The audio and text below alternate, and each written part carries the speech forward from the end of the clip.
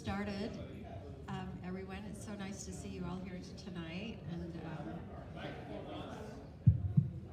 You just have to talk loud. but okay, so whoever's presenting or talking, they need to speak right into the microphone. My name's Melinda Main. I'm the newly elected secretary on the East Central Community Board, and Esther needed to be excused tonight. She's usually the gal that kind of does this, so bear with me tonight. We'd like to welcome all of the presenters that were willing to come tonight and be with us and present. And do we have our police officer here yet? Our detective? They And- contacted me, they had a conflict, so they're not Okay, I know Maria wasn't going to be able to be here, but There's a car wreck. the next one couldn't be here either? gonna. Okay. Oh, you can? Okay, we'll let you. Okay, yeah, and we'd really love to thank the McGillis School and Jim over here for allowing us this space to meet. Because isn't it awesome?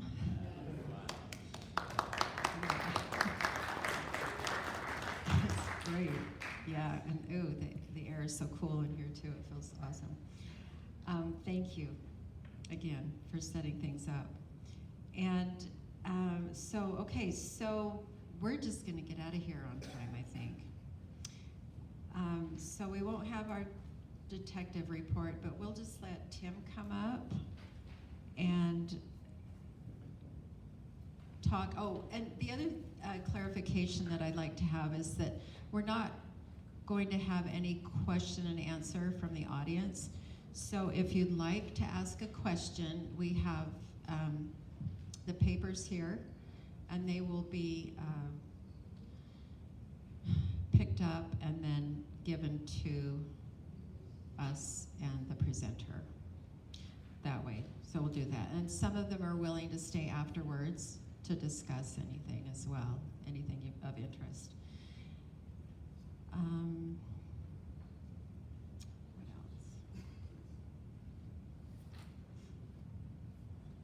Yeah, and with Ava, our council representative, she's been given several questions to use in her presentation to answer for us as well. So if you want to talk with her afterwards, will you stay? Okay, great. Okay, then Tim, I've got the timesheet up here. We will have a timekeeper. Not too worried about that tonight, but I think we'll do that. And again, if anybody wants to ask a question, just raise your hand for a piece of paper. Oh, yeah. Most importantly, the restroom is out the door to the right and just right there. And everything's brand new in here. It's really lovely. Okay. Thank you. Oh, Tim.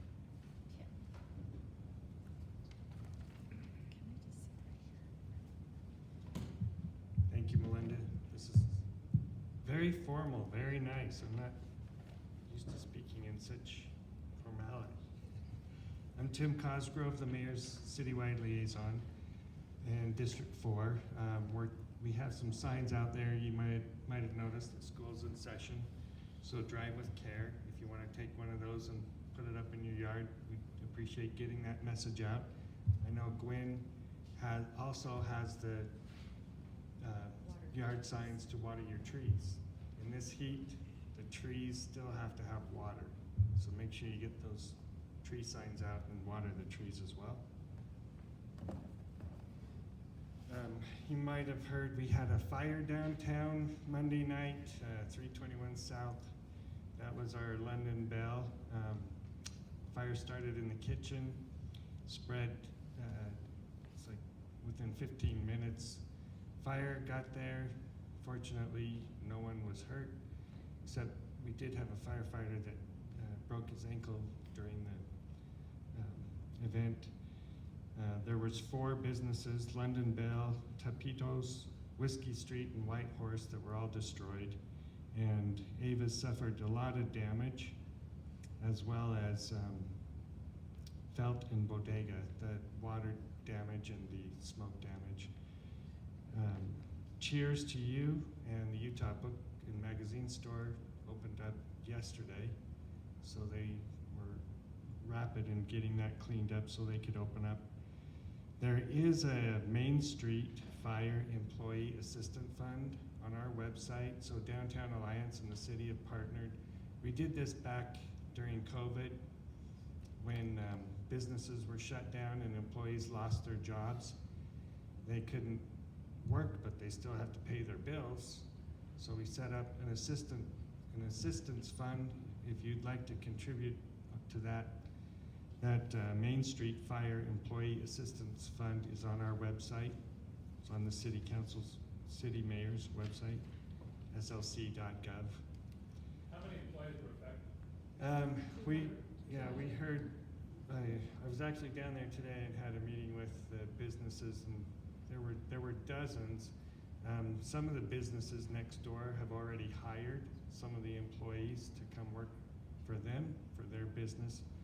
But yeah, roughly between 180 and 200. Yeah. Any other questions on that? Can we give a round of applause to our firefighters?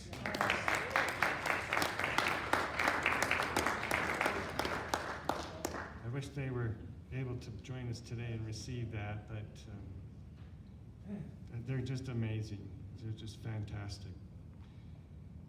On the good side, on the good news, 100 South up to 1455 East and 1300 East is paved both ways.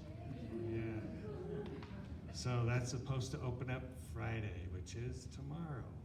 Yeah. They're still doing some painting of the lines, and let's see, they'll spend this next week cleaning up the work site. There's a new the new pedestrian activated sign at Butler Street is still currently with push buttons. They're going to be doing an upgrade in October, November for that sign, but they still have to use push buttons for that. But thank you for your patience while they were working on that. I'm amazed that we were able to turn it around that quick. But also, Trax told me the red line will open up Sunday. So I looked there today, and I'm like, I don't know, but they're saying that they're expected to be in service on Sunday. If not, they'll still have their bus lines running from the courthouse, just behind the courthouse. They run 1, 3, and 5 up to the university. I wanted to take a little bit of time just to share with you. We created a new participation platform. You probably heard me talk about feedback community month after month, time after time. Every time I came here, there's a feedback community website. This new participation platform is designed for empowering our constituents to participate in the design of Salt Lake City. What it is that you like, what it is that you want to see, how you would like to vision the direction where we're moving in our city. So there's several different surveys on that website. I brought one tonight to highlight. I'll pass this around. You can just scan this QR code. This is our new fleet block down between 800 South, 900 South, and 300 West and 400 West. But we'd really like to have your participation in that. So if you want to sign up on the survey, see what that's 3 acres that the city has, and then about another 9 acres that we're doing in a public-private partnership. There's also the Safe Streets Action Plan is on that, so I know that's an invaluable program and plan that we're developing. Part of our Drive Safe came from Safe Streets this fall, but they have an action plan for driving safe around downtown.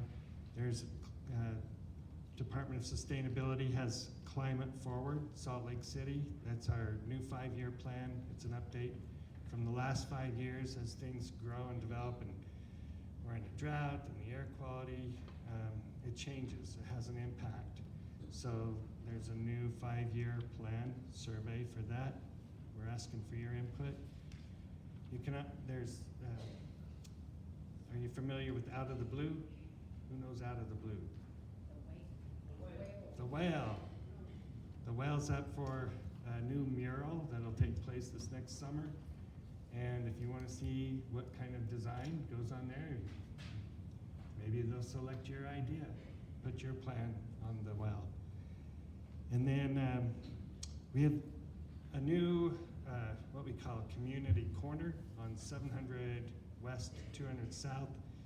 It's an opportunity for our persons experiencing homelessness to access resources. That site is opened up just this Monday. They're open Monday, Tuesday, Wednesday from 12 to 5. It's an additional location that service providers can get access to the clientele that they're trying to serve and reach out to during the week. I know there's the VOA was there this week. Salt Lake City Rescue Mission was serving hamburgers on Monday. But they're adding restrooms, laundry service, and showers. So if you'd like to volunteer, I have the contact information for Rebecca and Rebecca Allen and Haley Keller that are overseeing that program. Just contact me and I'll put you in touch with them. Usually the volunteers set up chairs, set up tents, take down chairs, take down tents. So there's a little bit more interfacing if you want to work with the HEART team. That's our homeless engagement and resource team. And then I know the extreme parties has been on everybody's mind, and thank you for your good work. That ordinance was heard last night. I think Ava's going to highlight that in her comments. How much time do I have, Melinda? Well, you have time. Okay. But I'll be quick. But we don't want Okay. So just to let you know, it's on PD's radar. I met with Ezra Bitsidi yesterday.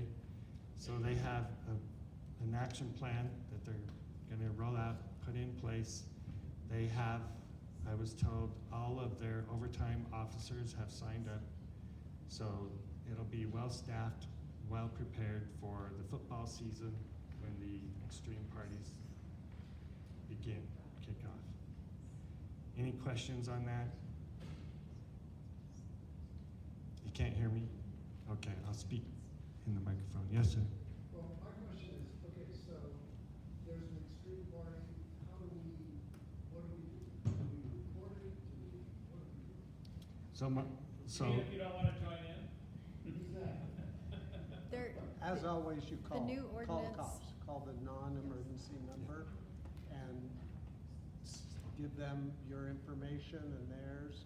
You can also do it anonymously, but you just call in every 30 minutes. everything. Every 30 minutes, if the party hasn't If subsided. it's outside the boundaries of the law, Right. and if you see potential risk to young people. That's, So- that's what the. So the very first time, the property owner will receive a warning, a notice. Within a 365-day time period, if there's a second incident at that property, they can be fined up to $1,000. And it puts that onus back on the owner, because that's who has the contract with the tenants that are renting the home. Yes, Rocky? Is it gonna be shut down? Yes, that's still legally the ordinance. This is just the fine. So there's criminal and civil. I'll be talking about it, Rocky, but I'll go into detail. Yeah. Okay. And then, Oh, go ahead, but you're almost done What- because our detective. yeah, one last thing. The mayor is coming. The mayor is coming. Mayor Erin Mendenhall is coming, November 13th. So the next quarterly East Central Community Council, Mayor Erin Mendenhall will be here. Thank you. Great. No questions from the audience. Does anybody have a piece of paper? Okay. I, thank you, Tim. I saw our wonderful detective just came, so I'd like to give him a little bit of time. Did you come to report? And Chief's here too. No, I'm here to support the chief, so. Oh, well then, come on up. Are you, yeah, come on up and you get 5 minutes. Okay, I'll be. Okay. Hello, everyone. I really don't have a lot to report on. I'm mainly just coming to learn a little bit more about your area and say hello and just answer any questions that you may have. Just for background, I've been here about 6 months now, almost 6 months. I came from the Department of Corrections, where I spent 2 years as the executive director. Prior to that, I was in the private sector of a financial services firm, and then 21 years with the Department of Public Safety. But I'm really excited to be here in Salt Lake City and to serve you and do what I can to make the city safe and help individuals who are on our streets who are struggling as well, and finding ways to help them. And so I'm really just here open for any questions you may have or about the police department. And Mr. Anderson.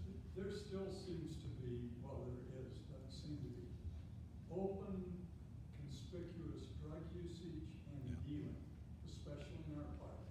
Yes. And somebody's been posting, you've probably seen that he's got a drone that he loves with his camera. It is shocking that he can see and send out all those images to the community, but the police aren't doing it. Yeah. And I wanna know exactly why, because I keep hearing the police officers are pointing the finger at the DA or the justice courts. The DA points his fingers, especially the justice courts, says they're just releasing everybody. Why are we not pursuing a restorative justice approach where we make the arrests, get people in the system, and hopefully get them into treatment, which is going to be good for everybody involved? I totally agree with you, and I agree. We have a problem in our parks in Salt Lake City, a big problem. And we respond, and sometimes we can make arrests and do citations. Other times we get there and they hide their things. They're not setting up tents anymore, so they're not, I mean, sometimes we find the tents, but they are lingering in our parks. We're closing them at night, they're leaving, they're coming back. And so it is something that is a problem that we want to work on. I was with UTA today, where we were with a multi-agency. I was with several agencies today: Department of Public Safety, UTA. Who else was there, Jared? Yeah, Department of Natural Resources for the Jordan River Trail, and then we had Sim's office there, and we're looking at how we can continue to do the enforcement. But I totally agree with what you're saying. The synthetic drugs that these individuals are taking, they're not drugs of yesterday. These drugs are literally almost taking away the ability for individuals to make rational decisions, and you can see it. And we need to get them off the street. So we need to arrest them. We need to get them into the jail. We need to get them sobered up long enough to start thinking rationally. And then while they're there, they need to be assessed, and we need to bring treatment to them in the jail. And then most importantly, we cannot release them back to their same environment. We have to find a way to release them. So we need to align the system. And we have a program we're working on called Connect. It's the top 50 individuals in our city that we encounter that we either arrest or cite. It's the top 50. We've picked those 50 people. A lot of them also have not only substance use problems, but behavioral health, and they're mainly the misdemeanor population. And we're trying to work with both mayors, with SIM, with the courts to figure out what we can do to align the system, put these people to the front of the line for disability services if that's what they need, treatment, and try to make the system work for these individuals. If we can prove it out there, then we can talk about where we need to add more resources to scale. But it's challenging.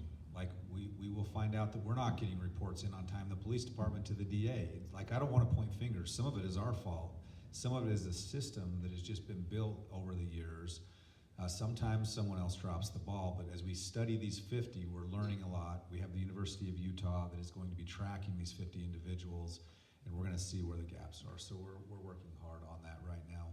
But I will tell you, and I'm saying it everywhere, we are not going to tolerate drug use and drug distribution in our public spaces. Now, it may feel like we're not enforcing the law. We are trying, and we will continue to try, and we're not going to give up. I don't want to belabor this. That's okay. but Every single day, I see it or other people report it and even post the videos. Any police officer with his or her salt would be able to go in and make arrests every day. And their lives are at risk. There was one woman, she passed out before she shot up, had the band around her arm, had passed out before she removed the band, and you can see her arm is pre-necrotic. It is purple, and she's passed Yeah. out.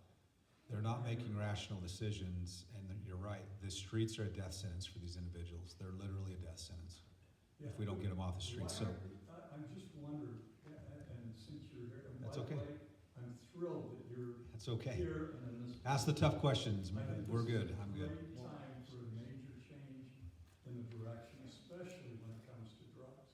And most people that were arrested and had to go into treatment to avoid the normal criminal justice route, including my sister who was a crack cocaine addict, Mhm.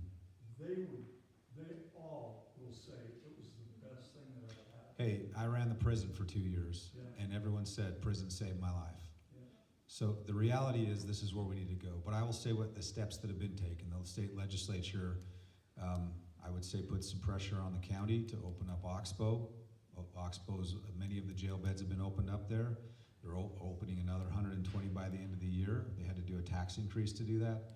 I will give credit to our mayor's office and city council that increased the police budget by 13% in a flat revenue year and helped me so that I can recruit and retain officers, which is happening.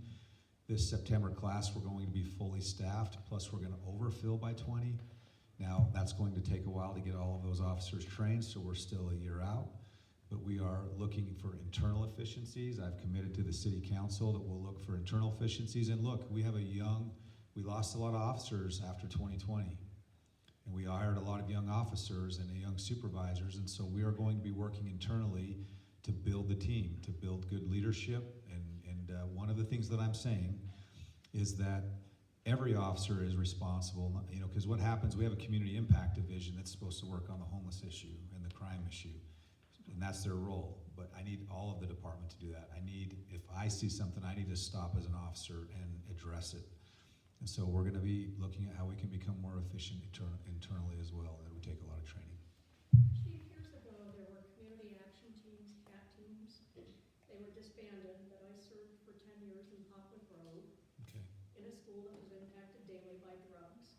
But I met every week with multiple leaders in that community, faith-based groups, school groups, police officers assigned to the neighborhood, and we had action plans. And the kids, snitches get stitches, but the kids knew what was going on and where. And if they had a trusted adult, they would come in and talk about what they were facing. And instead of arresting people, when there are limited resources to help, and I also taught in the prison system, Okay. we need to get teams activated in neighborhoods that know those neighborhoods and concentrate quadrant by quadrant, I think, throughout the city to start solving problems. I realize there are not enough resources to establish those everywhere, but you certainly know where they're most needed. I would love to sit down and talk with you and see what that looked like in the past. And I think the police department, as we all say, and I'm not trying to shift responsibility because we are an important part in all of it, but it does take the community. It takes all of us. It takes the city and the state working together. It takes the agency. So I'd love to talk to you. It's like you were saying, we were trained alongside the detectives that worked in drug addiction, and I know we're short on time, I apologize. Okay. Thanks, Jim. We all had the same training, so everybody knew what was going on. Not that we could make arrests, but we certainly were trained in addictions. And it's important. My granddaughter's an advanced EMT, served on the west side. She saw it all. But it broke her heart when people were picked up and treated with absolutely no respect. And her comment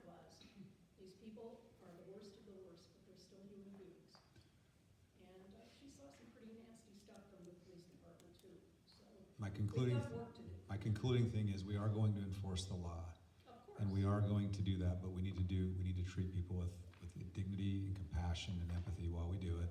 And treat them. And then we need to get them treated. And it's gonna take a team, so. Thank you. So out of curiosity, what part of the valley do you live in?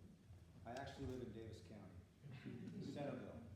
I lived in Salt Lake by Liberty Park years ago, and I've worked down here both in the private sector, but I have a 15-year-old that's in wrestling, and I'm not gonna be moving him until he's done, so. You are familiar with it. I have been a resident in Salt Lake City, I have worked in the city, I But you still, live in the psychic map, so to speak. yes. I Thank think you. so, but I'm always. Thank you, Detective. We appreciate our officers in uniform and appreciate what you do. I think a lot of us have been affected by drug abuse and our families. I have a brother that overdosed, so yeah, I know how it affects families too. So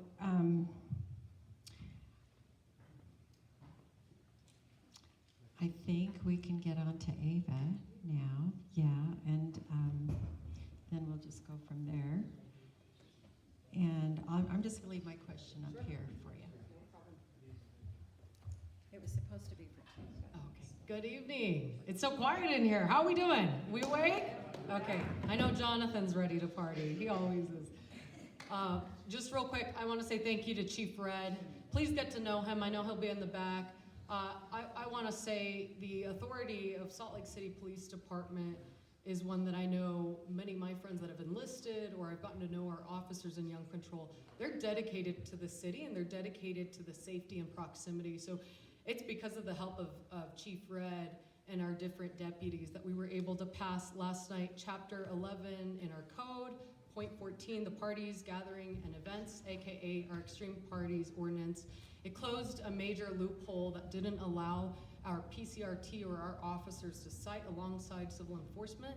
So now that we've closed that loophole, we feel confident that we have a tool that will progress and make sure that these parties are no longer redundant, but one-time happenings, and less so, but more creating an environment that's safe for families to come and invest and continue reinvesting in East Central. So I just want to say thank you. Round of applause to Chief Red, the deputies. We live in a world where, and I appreciate what Rocky said, which is we need to reinforce restorative justice. We live in a world where contemporary policing is being created right in front of you. Would you say, Chief? We're creating the blueprint. There is no system that works today in the country. We know that places like San Antonio have civic centers, green spaces that help create and empower the individuals to have sovereign choice. We also recognize there's cognitive limitations with these drugs. Carfentanil has, I believe I was told, a 300% addiction rate compared to other types of fentanyl addictions. I mean, the things on our streets today, this isn't candy. This isn't, you know, I remember as a kid, we'd play with the little Smarties. You know, you'd pretend, oh, I'm taking my pill. No, you don't want to touch anything. You don't want to touch anything at all. And I think it goes back to quality of life issues. But I have a presentation. Before we go into that, I do want to make sure, raise your hand if you didn't when you walked in, get these documents in front of you. We're going to talk about all three of them. The Good Neighbor Guide, it's updated. Raise your hand. Did you all get this? If you didn't, it's in the back. Oh, thank you so much. And we also have our budget highlights. I'm going to talk about our budget. We passed in June our budget. Just keep your hands up. Tim can go by if you want to help. Oh, yeah, absolutely. Got it. Give me a sec. We're getting this started.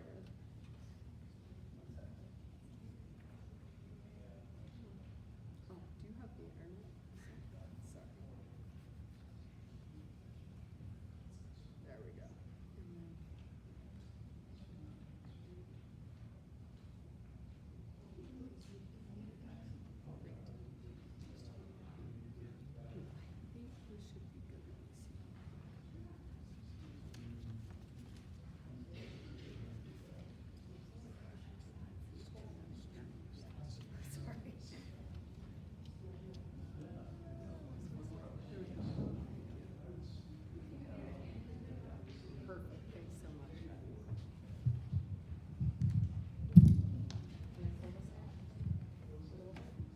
Okay, it's a little bit better. I'm a pacer. I'm so sorry.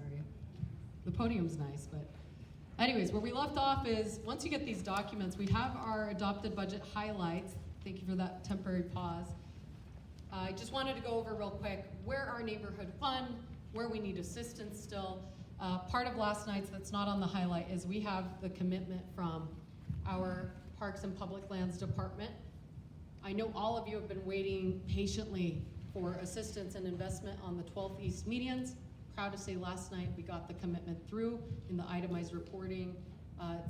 It's about $400,000 approximately that'll go to new sprinklers and 8-inch curbs. So it's exciting. We've waited 30 years. They've only placed the curb once. Rocky, they probably installed the curbs when you were mayor. I'm not joking.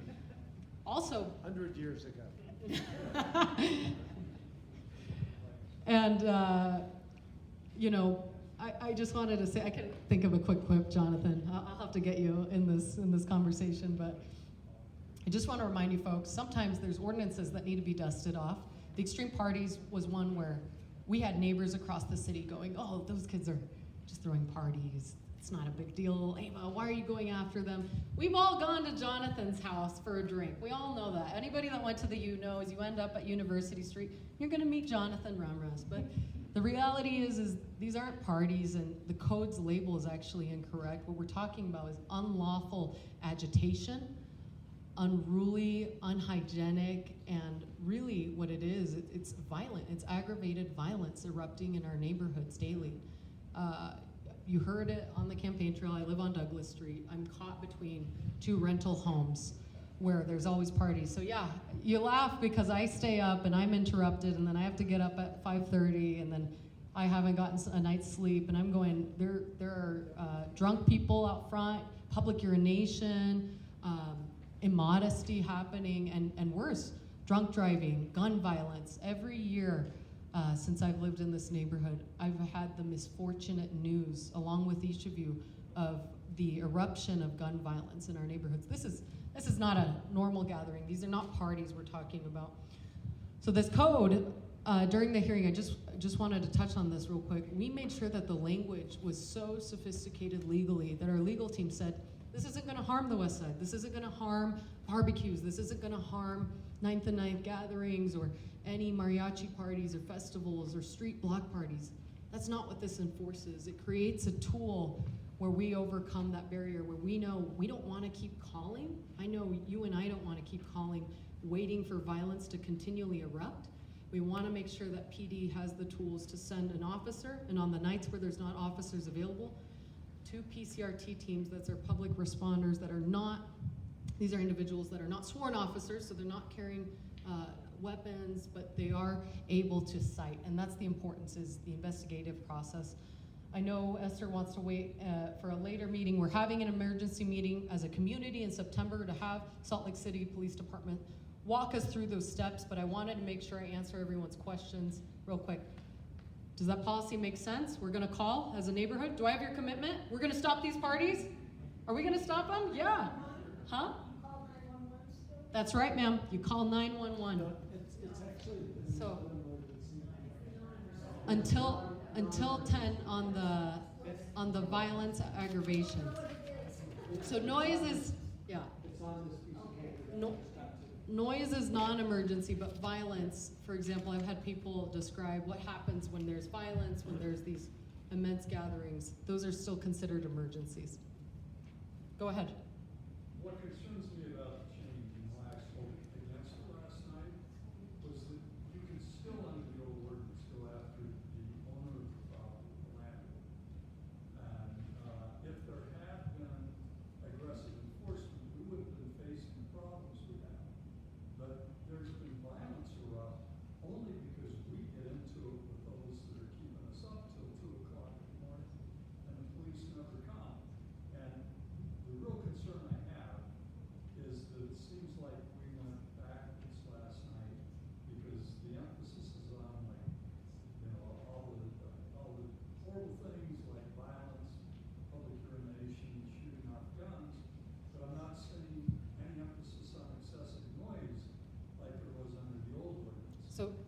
that's a great question, Rocky. Because noise is already covered in that, the legal team didn't put in more emphasis on it because it already says the words excessive noise. To your comment related to the landlord, that was the missing piece. It actually didn't say that the primary homeowner was the citation. It was the renter. So our officers were saying, and they'll, They did actually. I've got it pulled up right in front of me. I'm happy to look at it with you in detail again, but Definitions, it includes as a host, the person having ownership or leasehold interest in the premises. so, again, I'm happy to go into it with you and look at it. We tightened up the language because the citation was currently going to the host of the party, of the gathering. That's how the interpretation from the legal team is. That's okay, that's okay. That is totally fine. We tightened up the language still. So I feel confident. We need to see, we've seen a significant increase in the complaints coming in, the actual input to PD. And we show on the CompStat data, again, an inaccuracy in response. We're not seeing the individual response still. We know that we're short on those resources, and so we aided it still last night with these other contributions. The September meeting is all about this. I know Melinda told me not to go too into detail. We're gonna discuss this, because I wanna hear, if you're saying it's not working, and we decide as a community, it's been 30 days, football season starting, we still see this immense congregation of violent parties erupting. We wanna know and fix it. We have the attention from colleagues that didn't understand this issue. And by the way, it doesn't just affect District 4, it affects the whole city. It really does. This is about noise and noise violence, so thank you for saying that real quick. With that, I wanna jump into what we're here tonight to talk about. Can everybody see this okay? I don't know if the lighting's a little bit blurry on your end. I wanna talk about the budget. Now, I actually think the most important time to talk about the budget is after the budget passes, because you have a year to prep and to be able to lobby and to be able to bring resources into your neighborhood. My hope is, at the end of my first term, I don't know what I'm gonna do yet. I hope that I keep the energy up and that I can keep persuading and having these conversations, but my hope is that each of you feel empowered and educated and informed to be able to direct our neighborhoods so that we can have full transparency about each public taxpayer dollar that's being utilized. We don't always get wins, and it's been a long time that this neighborhood has needed this investment, so I'm really glad that we can have this conversation today. So just real quick, the budget oversees, it's really the element that the city council controls. It's our biggest tool in our toolbox that gives us the ability to invest in core services. It helps us have conversations with an administration. Sometimes the visions differ, and that's okay. That's part of a healthy democracy. But it's my commitment to be a good steward of capital. And because it's already been reflected and hinted that next year we will see a property tax proposal, it's my job as your neighbor and a future homeowner to remind you and look at you and tell you transparently, this is something we need to be as a community very focused on. So this is all put in the plan before Trump's big beautiful bill passed. I mean, this is all proposed and in the works. Yeah, so the big beautiful bill did not give cities or municipalities funding. So this has nothing to do with that. Yeah, the federal government has its own budgetary process. Yeah, so the big beautiful bill did not limit cities. Cities have to pass budgets every year legally. Okay. The budget process timeline starts every year. We just went through this on June 15th. It passed, the fiscal year starts every year on July 1st. But I want to make sure that you can follow along and see, because I get asked this all the time. I have neighbors asking, we want this funding, we want this sign, why can't this be prioritized in place? And it's because it was already adopted. And so this really is the best time to lobby. I know, for example, we've had many conversations of signage or traffic calming or the need and desire to help. And so anytime you see a missing investment or a missing public utility or service that you'd like to implement, it's really critical at this moment in time. From now, I would say arguably until the 1st of April is the most important time to speak to departments, to get to know them. I know one of the questions I had was related, and Gwen, you asked this, I hope it's okay, I can read it. You said part of the mayor's plan was to plant 1,000 trees on the west side. How's that going? What is or will be done to address the loss of the urban forest and canopy on the east side? And this is a budgetary question. It's exploring what services are missing. We're missing, for example, we know this, that the burden of watering trees falls on the adjacent property owner. We know that if there isn't funding, for example, for replacement or the request, that's a system that needs to be adopted. So my scope, it's both a policy answer and a budgetary answer. We can go further into detail, but the reality is that, and I can't answer for Tim in the mayor's office, but they have been able to plant, when urban forestry comes, they give their update, they have been able to keep up with planting those trees. So my understanding is that they're on track, but the survival of the trees is another question. So, you know, again, this goes into a holistic, we don't want to waste, you know, we're not gonna doge the budget. Doge didn't work. We already are over, I just saw we had a new record on the federal deficit. We're not the federal government.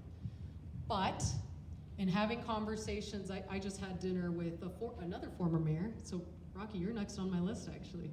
But former Mayor Becker last night, we walked over to, and had dinner here on 9th and 9th. And he told me, he says, Ava, did you know that back in 2008 and 2012 when he had started his first term, he goes, did you know the budget was shy of $200,000? Does that sound right? The general fund, 200 million? Excuse me? 200 million? Excuse me. Did you know it's about 600 million today? And he said, you know, it was just interesting. It wasn't a critique, it was just a fact. It was saying, so how have we become efficient? Yes, we've seen growth, but how is each dollar being utilized? And I thought, that's a brilliant question we should all be asking is, we've almost tripled our budget in 10 years, but the levels of service have not been overcome. And that's my responsibility, and so I own that with you. But I wanna make sure you all understand that because we're having this honest discussion today. This is a breakup of the funds. Sorry you can't read this. This one's a little small, but it breaks up into the type of funding. I can get this printed for you all, but really what we're going through here, if you look at this image, and I can zoom in if anyone has difficulty, the general fund, see how it's that purple corner up there? It's about 24%. The general fund is what we really debate because enterprise funds are already predetermined for the intergovernmental funds that are being utilized to support the airport and public utilities. That means those are funds that already are predetermined by law, by state code, and federal law that cannot be utilized in any other manner or for any other public service, infrastructure, or utility. We have other funds that break up into it, but this is just a quick highlight and overview. So the total budget, it's just shy of $2 billion. It's a significant budget.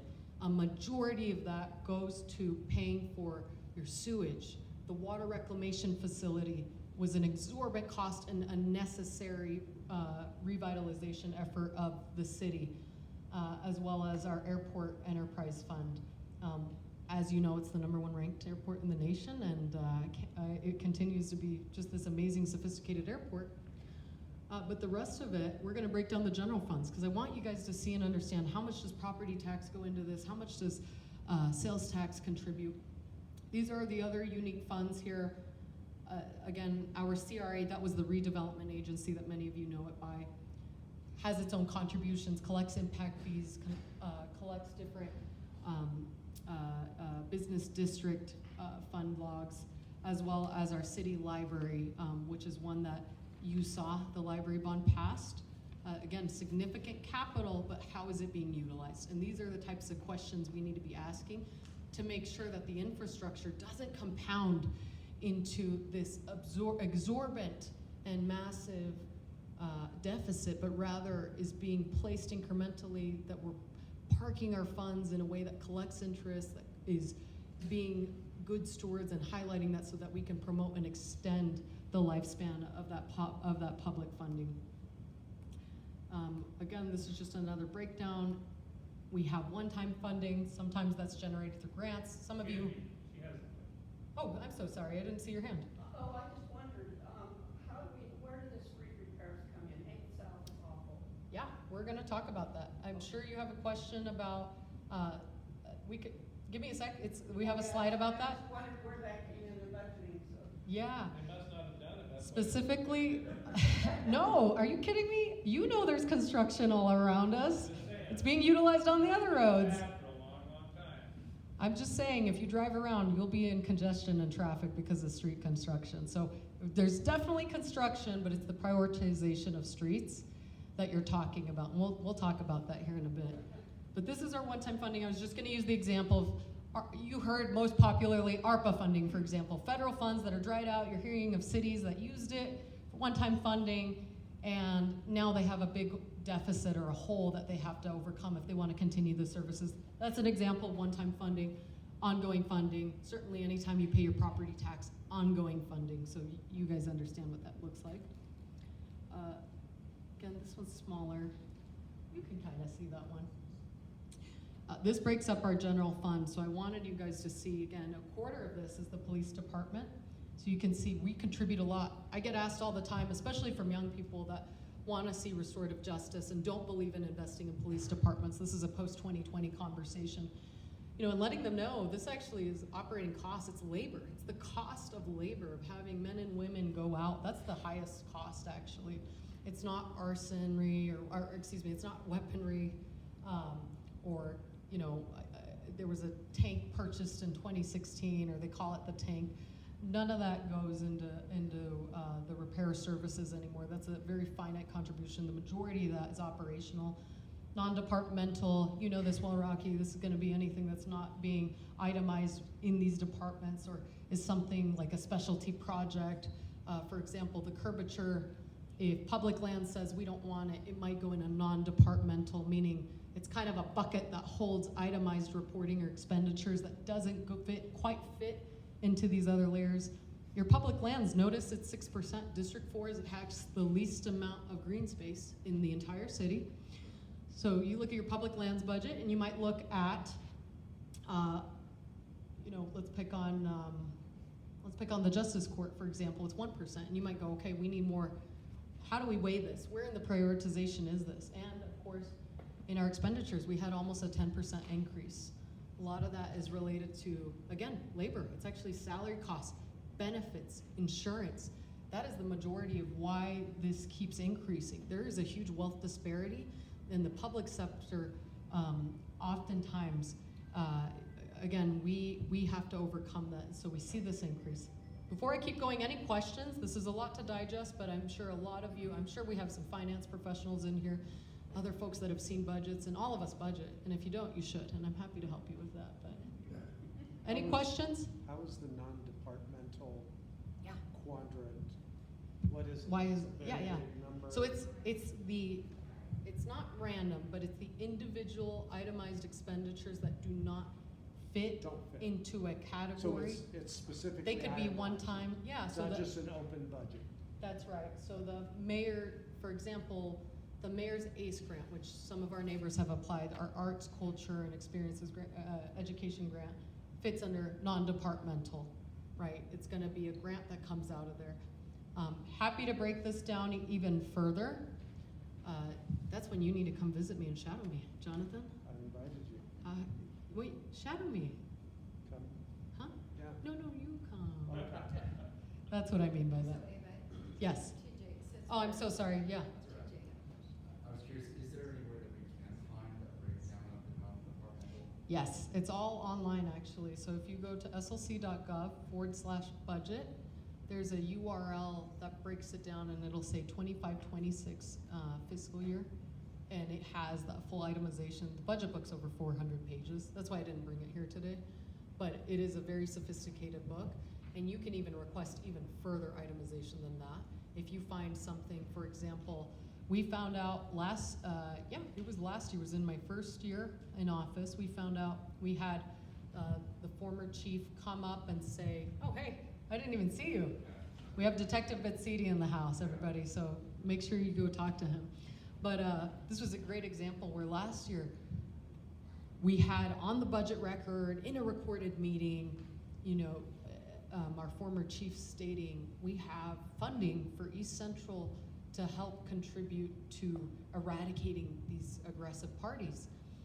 And then when we looked at the budget book, we caught it, that it wasn't inserted in there and that they had just labeled it to say it did exist, but it didn't. And sometimes that's the politics that gets involved, unfortunately, at City Hall.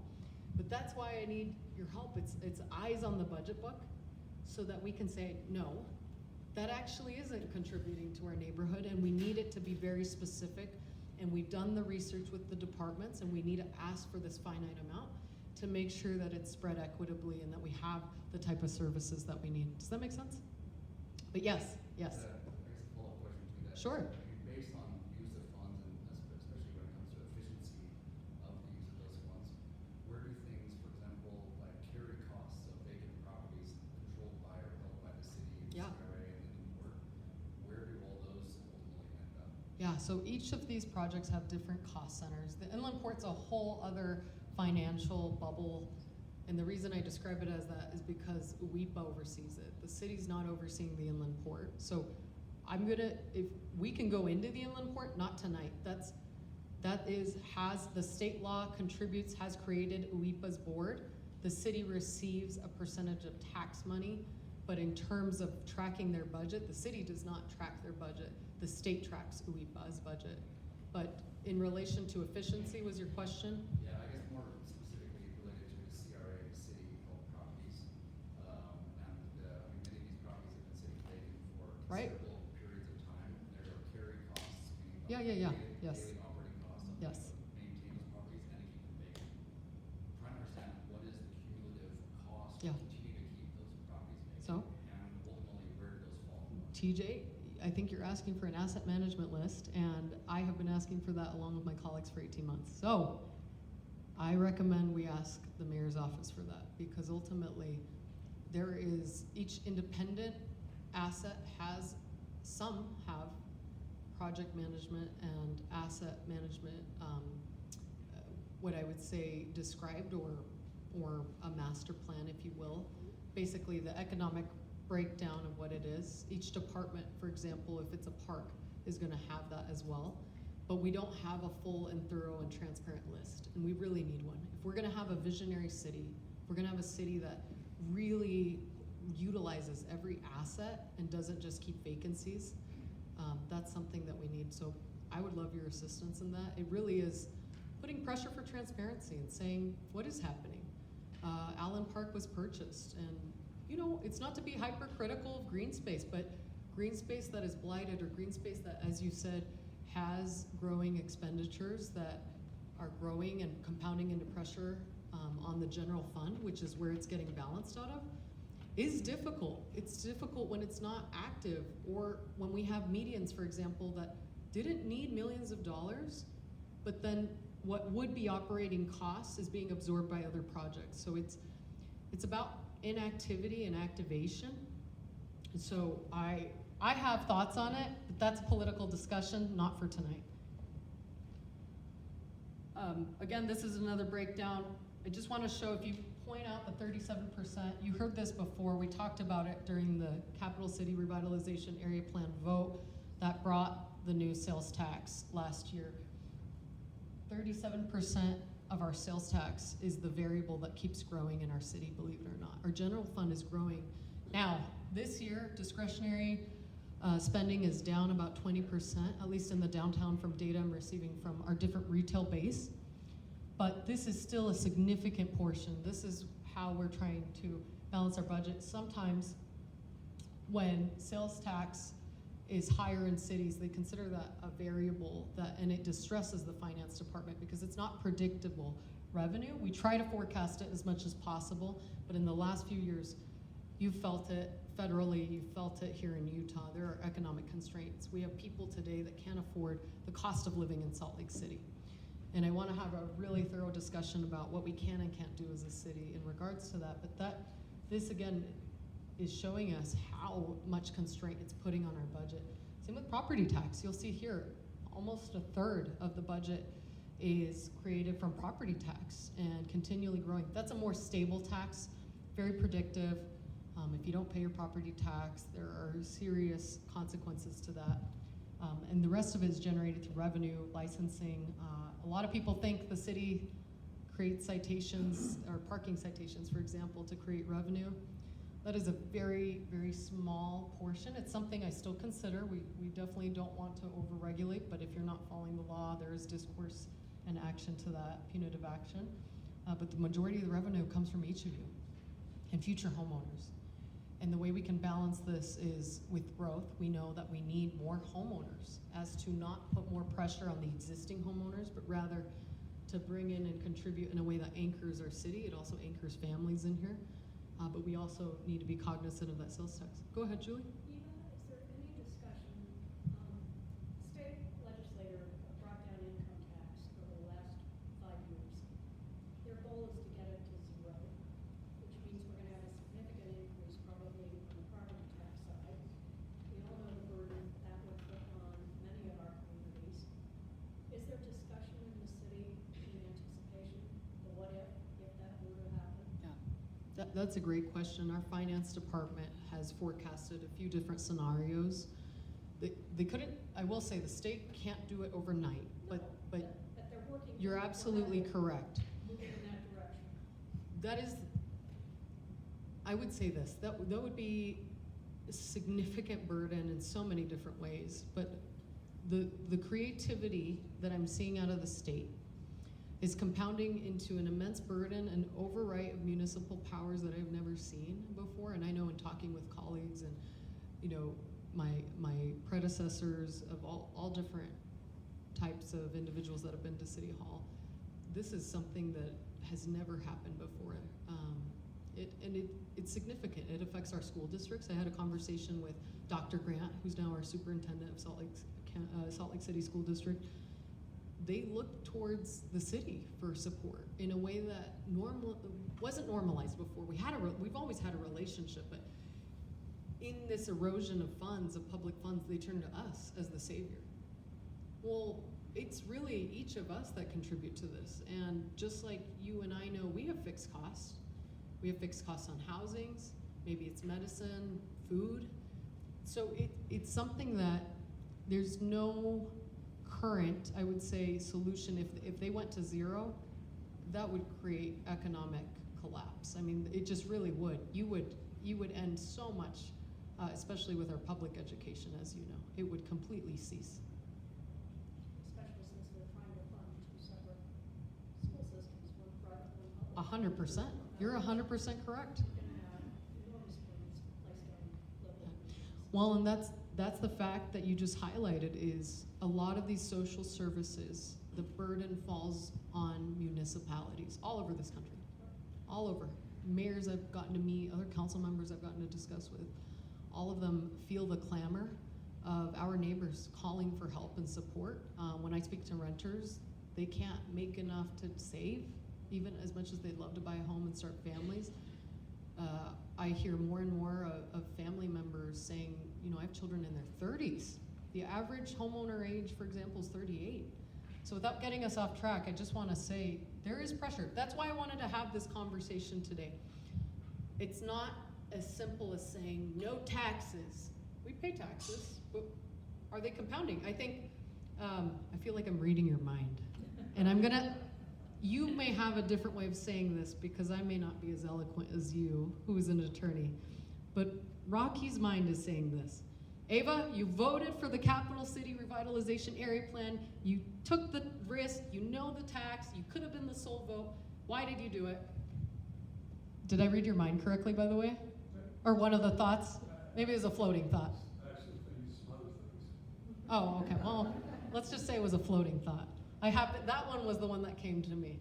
We'll try this again. That 37% can grow. And I just had this discussion before this meeting.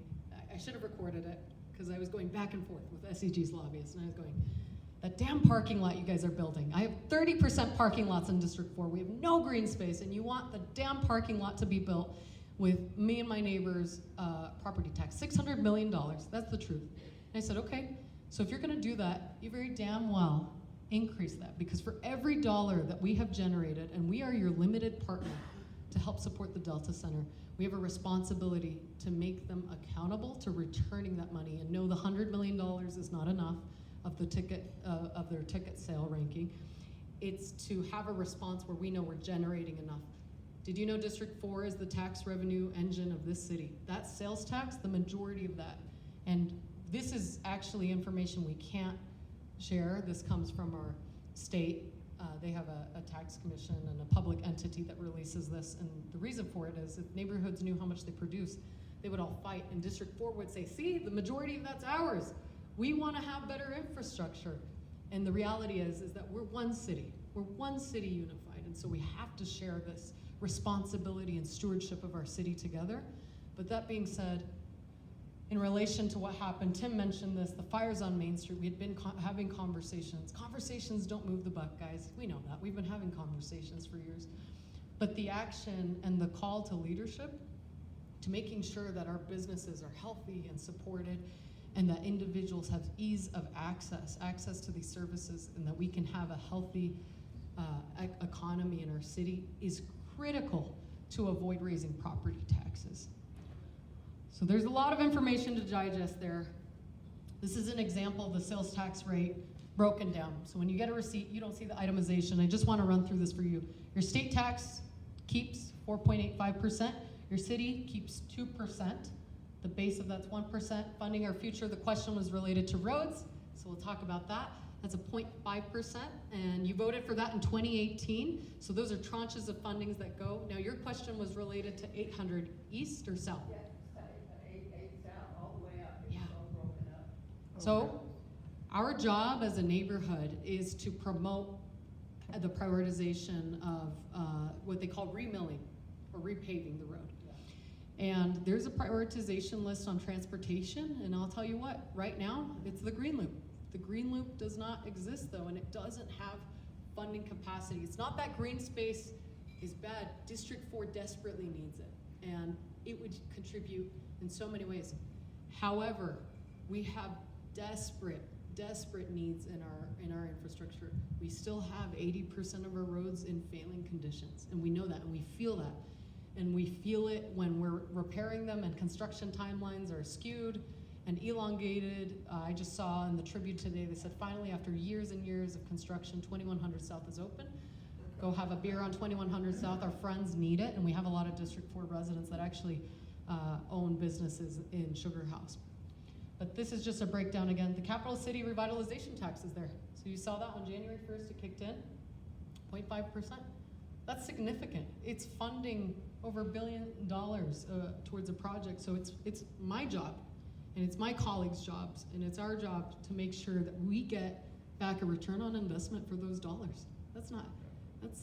I gotta admit, I mean, it's when Jonathan told me, he's like, this is crony capitalism. This is the worst of what's allowed in our country. Is UTA crying for money like everybody else? But they're like 40% of the city's budget. UTA, but that's UTA for the whole state? This is the sales breakdown here for the city, for our city.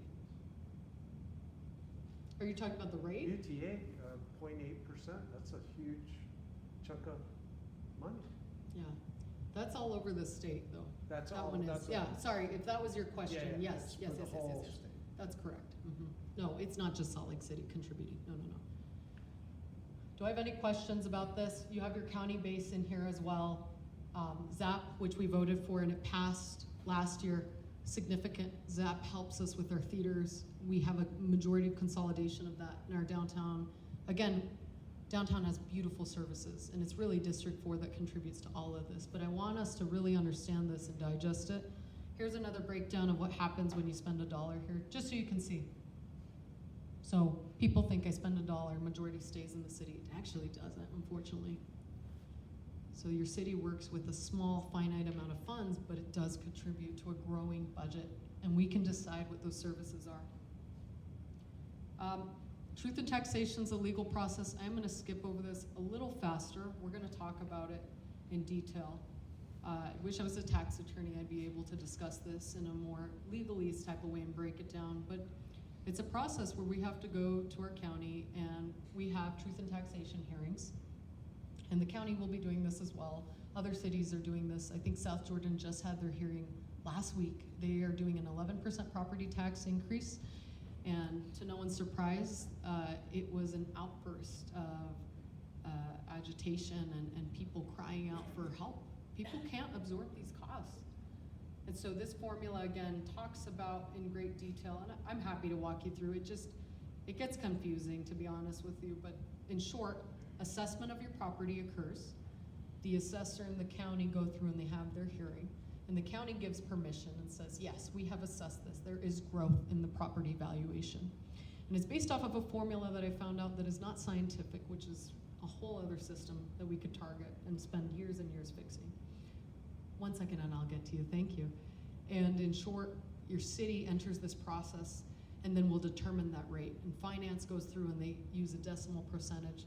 You may see this, it's when they read the 0.0375, that was the actual base rate increase for utilities this year. So that's the type of tax formulation that occurs, and if it passes, then we have a new formula in our city budget and a new bill that each of us contribute to. Go ahead. I just had a question.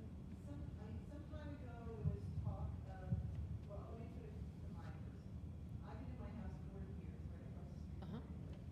And, I'm now in my late 70s. And there was talk that at some point they would just leave our taxes for those people that are sitting at what they are. Yeah. And not, you know, and not that we're not gonna pay our property taxes, but they would raise it after you get a certain age. That's right. Is there still talk of that? That program exists, so you can actually appeal. It's an official appeal process. You submit some documentation to show fixed living, for example, economic needs and basis. That does exist. I'm happy to get that information. We have a mixed intergenerational neighborhood, and so I appreciate you asking that, because I always worry for our neighbors that say, Ava, I'm on a fixed income. I raised my kids here. I contributed to this neighborhood. We happily have contributed for these decades, and we can't afford this increase. And so that's a great question you just asked. So yes, how many of you have applied for that first off? Because I'm sure you haven't yet. Some of us have tried.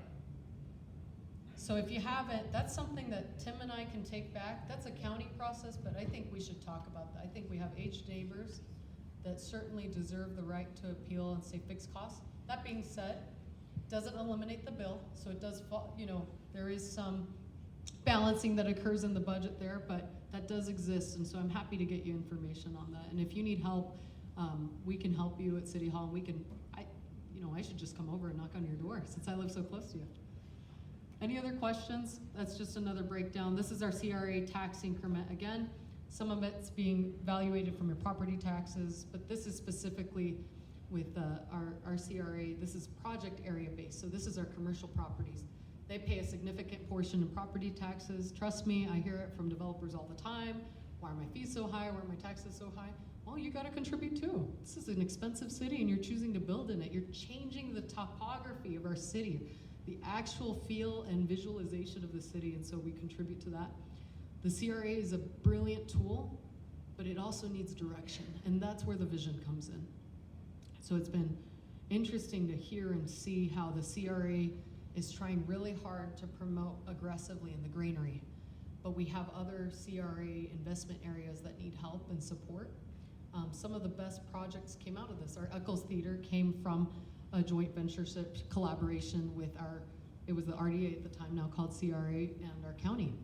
So you can build really beautiful institutions and development through the city financing tool and apparatus. We have city staff that look at our market that compete, but the attention right now is West Downtown and Granary. We haven't been able to look at different opportunities in areas. I'd love to investigate Trolley Square. I think it's one of the untapped potentials of our city. It's down a major corridor near transit. I also think any proper university in this country has a business district and corridor, and we have not considered ours. I think that's a tool that we could consider. Anything that has affordable housing, as you know, funding comes out of the CRA as well. That's a lot of information, and it's a lot of tax knowledge, and I'm glad no one fell asleep, because that would have put a lot of people to sleep in college. But because all of you care, I want to say thank you for putting your attention to this. Thank you for trusting me. I really want to say that, because this is a lot for an individual. But I'm committed to this because I want to live here, and I care about our city so much, and I know there's a greater vision for us. But I also, just like the chief said, there's no use in pointing fingers at who's right or who's wrong or who messed up. I'm in the seat, and I wanted this responsibility so that I could support each of us. And we all contribute to this. We all pay our fair share. But because I know that I'm gonna be asked next year to raise the property taxes, I want you to know that this is something that I think, based off of what I just shared with you, I don't have a plan that shows the levels of service will grow. And that's not because I don't think they can, but that's the other branch of government's responsibility, is to show us how it's growing and to perpetuate that. I hear needs from our neighbors all the time. Go ahead, please. Absolutely, yeah. That was a great presentation, by the way. Thank you. Did I mess up or did I get it right? 'Cause I think we all benefited a great deal from it. you know, that means a lot to me, Rocky. That really does. I would ask you not just to fall in line with the mayor, because that seems to be what the council does on just about everything. And I know you're independent-minded enough. You could be the hero by aggressively stating now, you're gonna do everything you can to prevent another property tax increase. We did it for 8 years when I was mayor, and we cut a lot. It was painful, but we went through it in great detail. One detail, and people should know this, golf courses were once their own enterprise fund. Yeah, They yes. The revenues had to sustain the golf courses. Now we're taking general fund money. Correct. I find that just reprehensible, that young people can't stay, they can't afford to live here. A lot of elderly people can't afford to live here either. And you all are gonna, some people are going to ask us for a tax increase, property tax increase. It has become unaffordable to live here, and you're Yeah. all taking, and this preceded you, but you can change that back to the way it was. Take our money out of the damn golf courses and let the golfers pay. They expect to pay. Yeah. And there are a lot of details like that in the budget, but I would ask you to aggressively analyze and say, we're gonna cut everywhere we can to prevent a tax This is- increase. I want to have this conversation, and this is not a time to give an applause to any individual that's saying this. This is to have a genuine conversation of, there's so many phased approaches. I've thought about this. I've sat down with Mary Beth, our finance director, who's been there for well over 2 decades at this point, and she knows this so well. The reality is, we do have waste that we could free up, and no, it's not necessarily to return a check back. We would each get $5. That's the reality. But we could contribute to canopies, for example. We could contribute to real services that increase quality of life. And I really appreciate your comment. That's something that I learned this past year, is that our golf courses, for example, did used to be an enterprise fund that were revenue positive and generating revenue, paid for themselves. It's a type of stewardship, but it becomes a financial burden on all of us. And I learned to golf this year, so I will say I am a golfer now. I go to Bonneville, I'll probably go after this. But genuinely speaking, again, I think of services that are essential and services that are non-essential. I also think about, again, you saw the majority of those expenses are human capacity issues, and redefining and aligning them. It also means making sure we give tools and cutting back. Some of our issues just come from looking at the tools that generate revenue, which a lot of it comes out of planning. Our permitting creates a majority of revenue when we see immense growth. But on the cost of living topic, before I forget, I wanted to say this. Thank you so much, and we'll be wrapping up soon. There are developers coming in and out from out of state. I had a few neighbors that aren't here. Jared and Nate wrote in to me and said, Ava, we'd love if you talk about all of the out-of-state money that's coming in, buying up houses like crazy. And I know this because I have a realtor and I've been touring our neighborhoods trying to figure out, how do I make me purchasing a home that's out of my price point work? How can I rent a room, or how can I get a mother-in-law so that I can stay in a neighborhood that I really like? I like to have families here. I mean, it's called house hacking. I'm sure you've heard of it.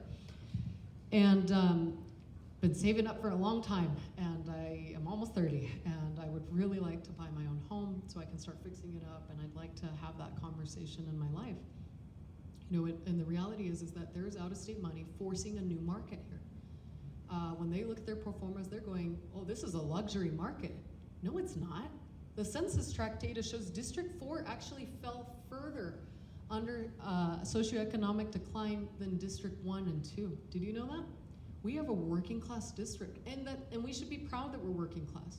We have a lot of retirees and folks that have aged in place. We should be proud of that. It was safe enough for someone to buy a home and live here a long time. You've heard the stories here. And it continues a place for renters because we have the university in proximity, and we have professional services and jobs, and we also have other types of essential services that people contribute to in our downtown. We have all types of socioeconomic experiences. We also carry the burden over 2,500 affordable housing and deeply affordable housing units without proper security in place, even though the conditional use permits of the time said that they would be secure. And we have other districts. It's not to point the finger to the neighbors, but that cry wolf and say we don't want that. We have District 6 has 0, District 7 has 5, District 3 has less than 500, Districts 1, 2, 4 have the burden of affordable and deeply affordable housing. Now, people deserve dignity and humane spaces, but the reality is that certain neighborhoods are absorbing all of the financial responsibility, all of the public safety responsibility, and we are overwhelmed. Is that accurate? Yes. Is that accurate to say? I didn't get that. Oh, Siri says it's accurate. So I want to wrap up, and I just want to say again, thank you, because it means a lot to me, and I really want to make sure that you all feel comfortable reaching out. I know it takes time. Trust me, I'm an impatient gal, and it is difficult to cut through the red tape sometimes. But we can do this, and I feel confident that we can have this discussion the next 12 months. And we can show that the budget we have today is enough to overcome the basic levels of service we need. We do need to get our city on track. We need our parks cleaned up, and we need safe spaces, and we need to contribute to our neighbors that take risks. TJ opened up Odd Lots, and one of the conversations we had is why? Why is the responsibility falling on our neighborhoods? Why do awesome social entrepreneurs have to take risks with their own capital and money? And this is why there's compounding pressures happening, but if we can reformat and redefine scope, I believe with a budget that's tripled, almost tripled in 10 years, that we can do this, okay? We can do this. Thank you.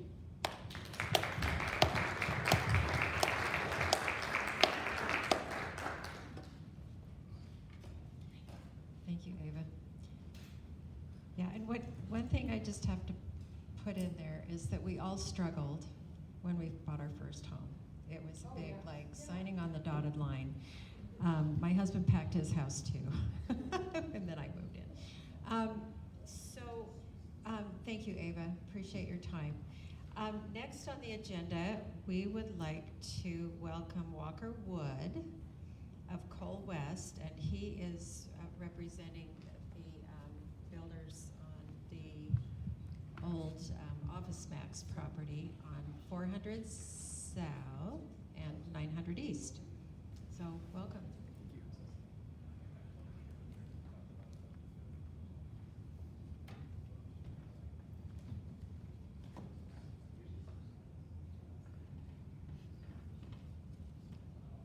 And tell us what there was a little change, right? It's a change in the original variance, or a variance in the original plans that you're. Okay, I'll get into that. I'll ask what rest more. I very much appreciate the opportunity to be here with you tonight. One of the reasons that I chose the career I did is because I really enjoy building community. And this is a controversial topic. When any parcel changes, I can appreciate that. And given that we have limited time, I will stick around and can listen to any feedback if we aren't able to get to that today. I would like to share some of the process we've gone through and why we've arrived at some of the decisions that we have.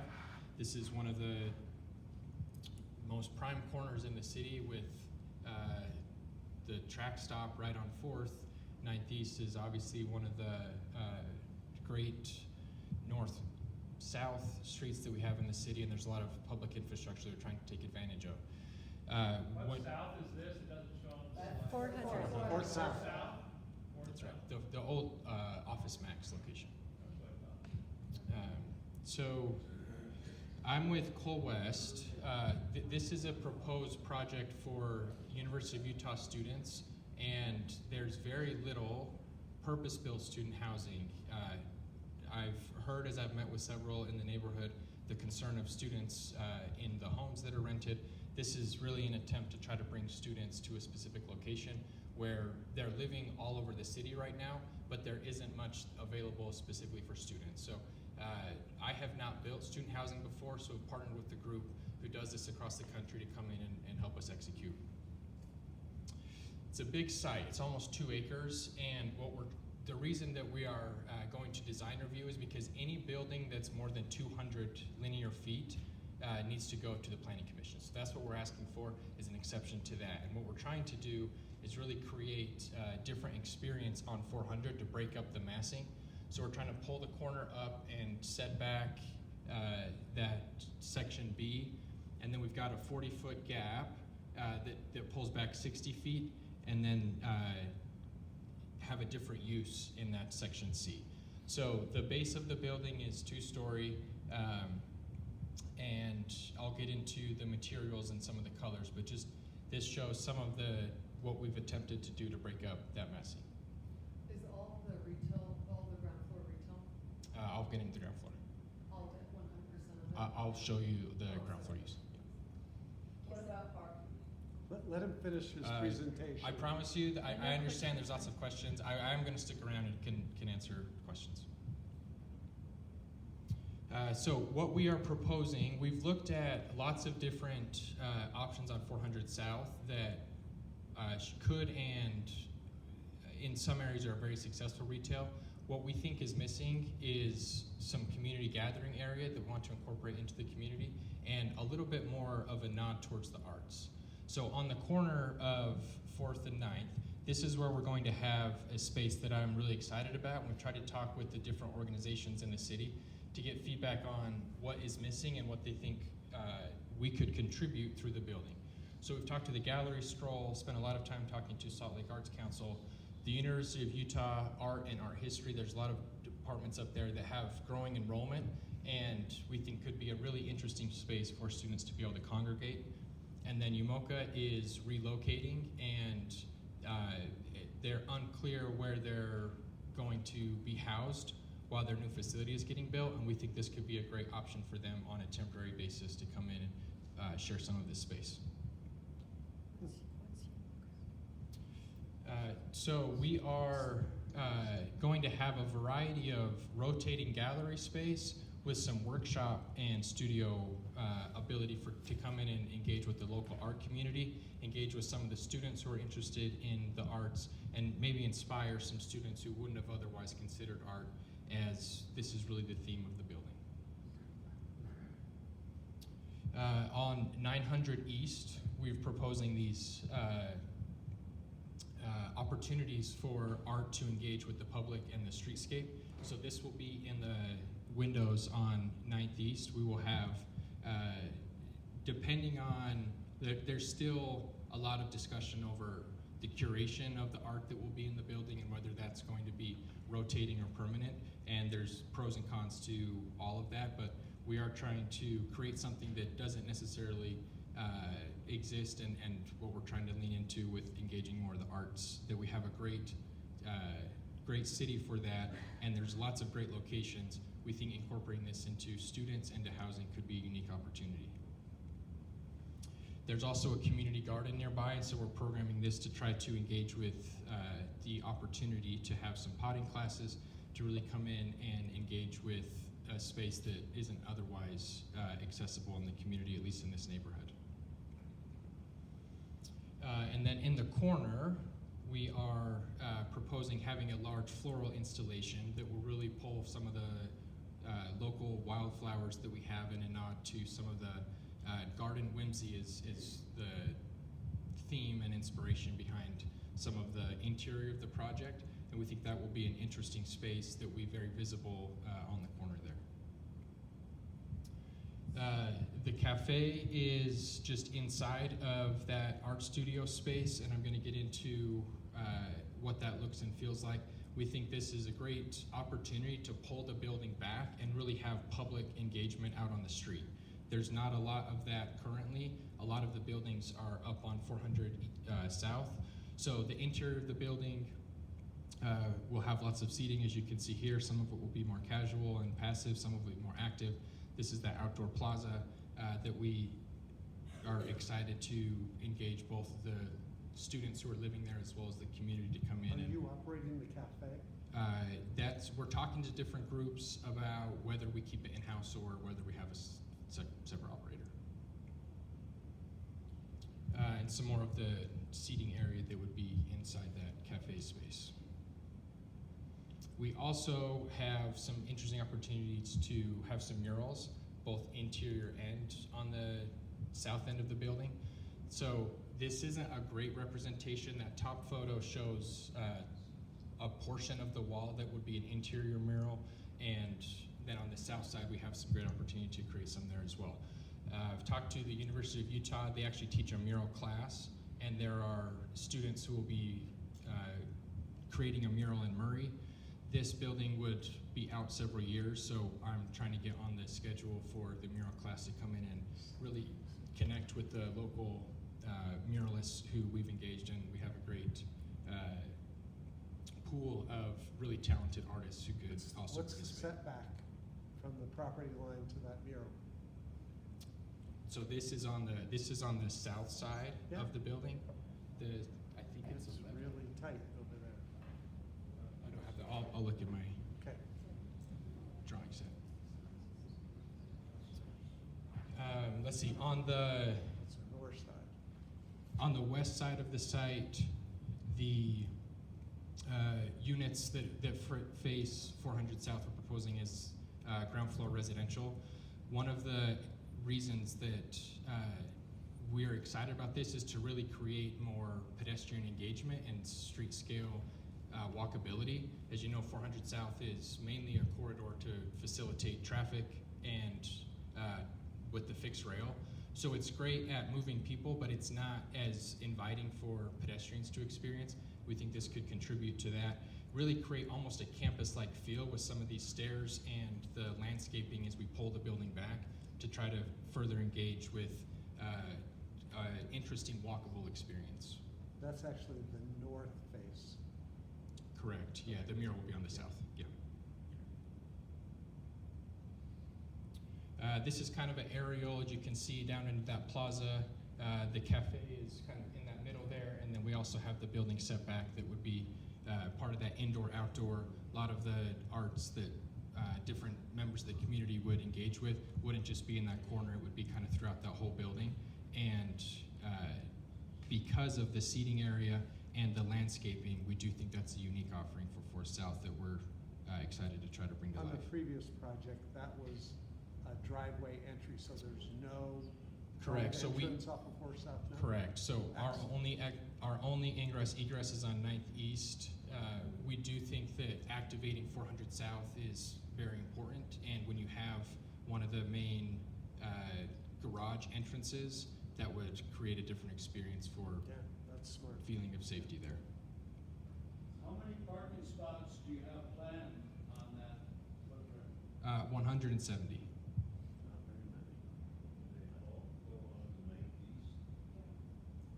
Yeah, the ingress egress is off 9th East, yes.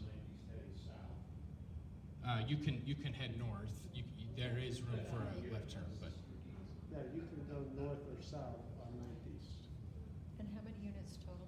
250. Okay. This is the footprint of the building. There's currently 9 street trees. We're proposing increasing that to 21. As I've talked to Esther and trying to understand some of the priorities of the community, we'll also try to increase from 21 if we can. Some of this has to do with urban forestry, and what's allowed was the site triangles and the types of trees that can come in.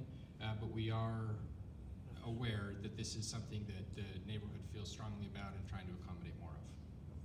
As much wonderful work that you've done on this, are these apartments going to be affordable to the students? I mean, that's a lot of money to be spending to make it look nice, and all the parking and everything, can these students afford the rent? I believe so. One of the challenges of the market is there really isn't a similar project in the city. Yeah. So that You're would be, making a new market. we think so, and we think that it's an underserved population now. We have some other properties that house students, and while it's a interesting mix, I do think more purpose-built student would be an interesting, So what's the price point? uh, 2,200? this will, well, because they're students, they pay per bed, so no, it's less than that. This will deliver in 3 years and pricing will be different, but, So you're getting price per bed? correct, which is normal for students. So is this in cooperation with the university at all? Are you working with the university on this project? We've talked to them a lot. There's no formal partnership. They've got different priorities. Housing is definitely one of them. They have a project being built on campus right now Can for you explain students. the per bed, because this is something that really concerns me.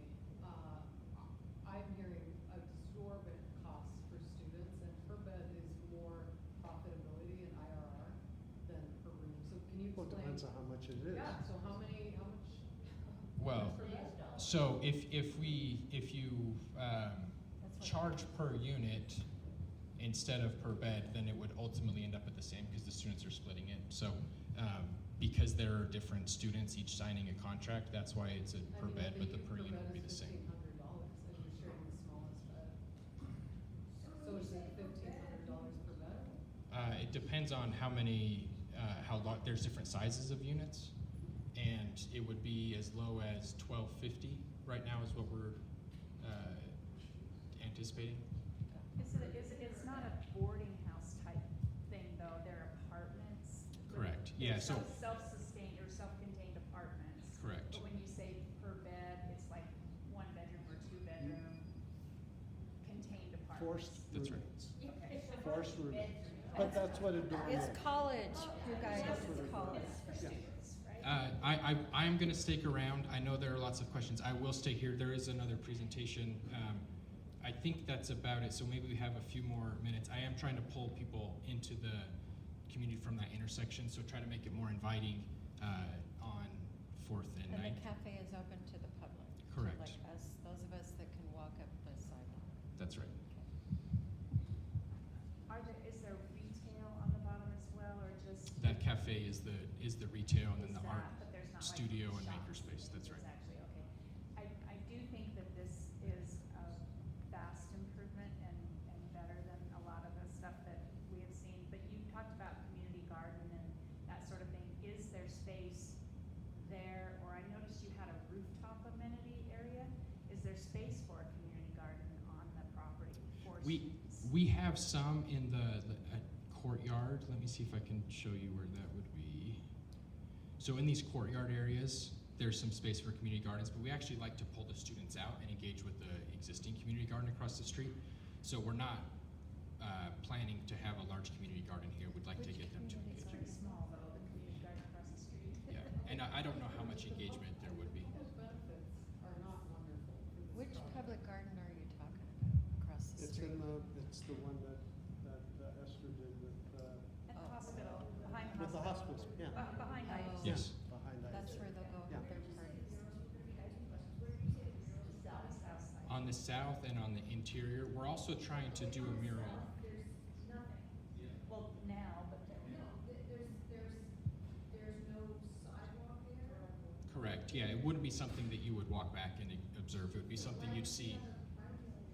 Okay, well, that's your problem. Okay. Number two is, there was a considerably large infill building built in the middle of the block, off Seventh East between First and Second South. And that was also a per bed rental proposal. We all remember that from a couple of years Student ago. housing, yeah. So that is, if not intentionally, that is student housing also. Correct. And then also Hines appears to have a proposal for Seventh East and Fifth South. And that is labeled student housing also. So there are other student housing projects in the community that are sort of either just completed or underway. So it may not be true that this is the only student housing. Correct. It's not. And Unite this is not the only one. There's just limited options. No, they're creating a new market is what they're doing. They're taking all the growth from the U and they're targeting exorbitant prices, and it's facilitating the build of these parcels so that they can upcharge. That's what it is. So does this meet all the current zoning setback and height limitations, or are you asking for? I'm not asking for, I'm asking for an exception to the 200-foot maximum. Oh, just the Length. 200 foot. Correct. We're not asking for additional height. I think this is an improvement from the last project, but that doesn't mean it's perfect. I think it's a good job so far. Thank you. So what are the setbacks on the 19th side, the 400 south side?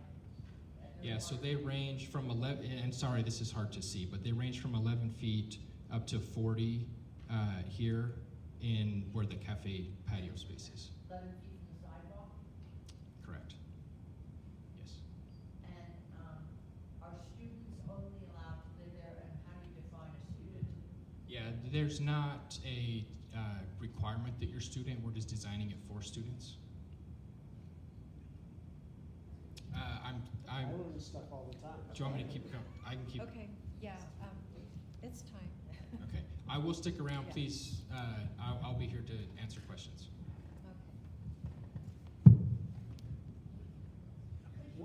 What's the timeline? What's the timeline? What was your anticipate? That was the only thing I didn't get. What's the timeline? If we start in 2026, then we would open for 2028 school year. So you would start construction in 26? Correct. If all goes well. That's right. Can you answer the question that was written in, there was something on, I handed one. in. Yeah, TJ, and there's a list of questions I think that'll be easier to address directly. The other one was about a commitment to the design that you're currently seeing. So yeah, this is certainly what we anticipate going forward with. It's a very iterative process. We get comments and feedback like tonight. There's lots of other departments at the city that give us feedback. So the look and feel will largely remain this. We are committed to that look and feel, but it would change if we get comments that we need to address. And why the extra length? What was the reason? That was the first part of that question. Yeah, just because the size of the parcel, The outside ordinance. just because the parcel itself is almost Parcel's 2 so acres. long. So I would need to do 2 separate buildings, which is what we're trying to create without having the inefficiency of kind of breaking that up with 2 separate garages. I might not have listened clearly, but did you say C, building area C would be a somewhat different concept or not? Yeah, the ground floor there are residential units that have front doors on the 4th South. TJ? I just want, I know you wanted to address these questions separately, but I think this is worthy of public comment. These sound a lot like luxury dorm housing, and I was just curious if you're currently aware of the level of food insecurity issues among the student population, and the fact that many of them, if not most, are on fixed income, and where are they going to absorb this type of a cost to be able to achieve this type of housing, where this current standpoint, we're having a hard time figuring out how we're gonna feed all these people.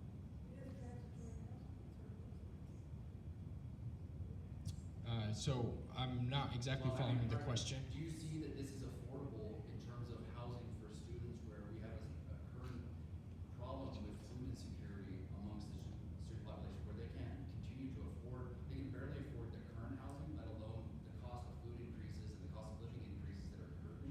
These sound like luxury apartments where if somebody was to only pay per bed, you said it was $2,200 per bed? $1,250 is what I said. There's a range. With the council. Correct, yeah. Just that where exactly are we going to come up with this excess income to be able to cover the additional cost of living? Or live on University Street, That's where it's the- about $700 a bed. I don't know that any of those are any more affordable for a lot of these kids. No. That's That's my another house. dilemma, right? Yeah. 736. Will any of your Okay. units be affordable? Are there any units designated? So because they're students, it actually doesn't qualify. So affordable can mean lots of different things to lots of people. The technical term is a percentage of area median income, and you actually need to be employed to be able to qualify for that. So if you look at what we're charging, because of how expensive things have gotten, affordable I know is relative, and I hear what you're saying, TJ. So there is no one answer of what's affordable and what's not, and everyone has a different definition. So we don't qualify for affordable because of the type of residence here, but on a per unit, we would. So we're not trying to claim that this is affordable. I'm not trying to get any recognition from any entity that says it is. What we do think is more supply creates affordability. I know that's not a one-for-one, but by building more units that houses more of the demand, we think that's how we address supply or affordability. But this is not one that I'm trying to get credit for as an affordable project. Can I just ask, as far as the size of these rooms, these bed areas for them, you said there was over 200? 250, And there's 120 parking. 170. Okay. That's Where do the rest of the cars go? Parking's bad in that neighborhood. But that's allowed by the city, so. If that, there's that many students, particularly just 4 blocks south of that, there are 5 new apartment complexes, studio apartments that are $700 with full kitchens and everything. It's not a Every bed. kid has So a- I just, That's a I fact. watch the real estate market a lot, and Subsidies. it's just something that I keep an eye on in that area. And I'm just concerned that like, if this is gonna be something that's gonna be aimed at students, how are they gonna afford that? Yeah, we. Like, I mean, is that, and I know everybody's asking that based on, you know, how it's gonna be absorbed in a lot of ways, but students pay for those things, right? They get the chance. He doesn't have all the answers to that. Well, sorry to cut you off. They have, No, yeah. they'll have kitchens. They'll have kitchens, so food preparation areas. And Walker, we'd like to thank you. Sorry for Thank you. beating you up. And he'll No. stick Just what we around. do. I understand, this is your community, I'm coming in, so appreciate the feedback and I'll stick around. Will you for stick more. around for a while? Yeah. Thank you, thank you. And we will give Sean plenty of time for his presentation, so we can go over. Next one. Oh, so that's gonna be you? Yeah, I'm this guy right here. Instead of Sarah, I'm Oh, Grant. okay, Sarah. I'll be really, really Okay, quick. he's from the city planner. My name's Grant Amon. I represent the city planning department. I am not the planner assigned to this, so you may have lots of questions. I unfortunately don't have the answers for you, but the reason why I'm here is to tell you that I can, help you find those answers. The one thing that I do have for you is I'm here just to talk about the public process, how and when you can provide input. Right now is the 45-day public input period. This is the time that is built into the process for you to, comment with the developers, comment with us. If you have questions about what the zone has, if you have questions about their proposal. Really quick, I did want to clarify something. The TSA zoning district, the district that it's in, requires a TSA score of 125 points. The reason why they're applying for design review, one of them is that building length of 200 feet, exceeding that. The design review process does require planning commission. It does not require city council. It will go to planning commission.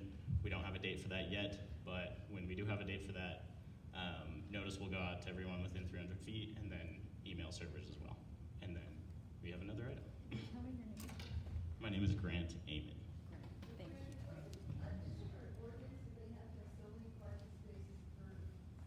In the TSA, they exceed it, they're fine. Yeah, they're fine on the parking. Yeah, they don't have to have a parking space We're just too, for every day, they've been too long. because it's next to tracks. Grant, thank you. And so what he was talking about, Sarah Javoranoke You got it. is, and her email is right there. So that's the 45-day period that you can send in your comments for that design. Okay, it's Sean's turn. Thank you for being patient. And Sean is representing the builders on the area where the old Pizza Hut was on 4th South and 8th East. So, welcome, and he's doing a design review here for us tonight. Thank you, Grant. Oh, Grant, you're down low. Okay. So, are you talking after him? Yeah, Sarah had a Okay. prior commitment, so I'm filling Okay. in for Oh, her you're as doing well. both. Okay. You got it.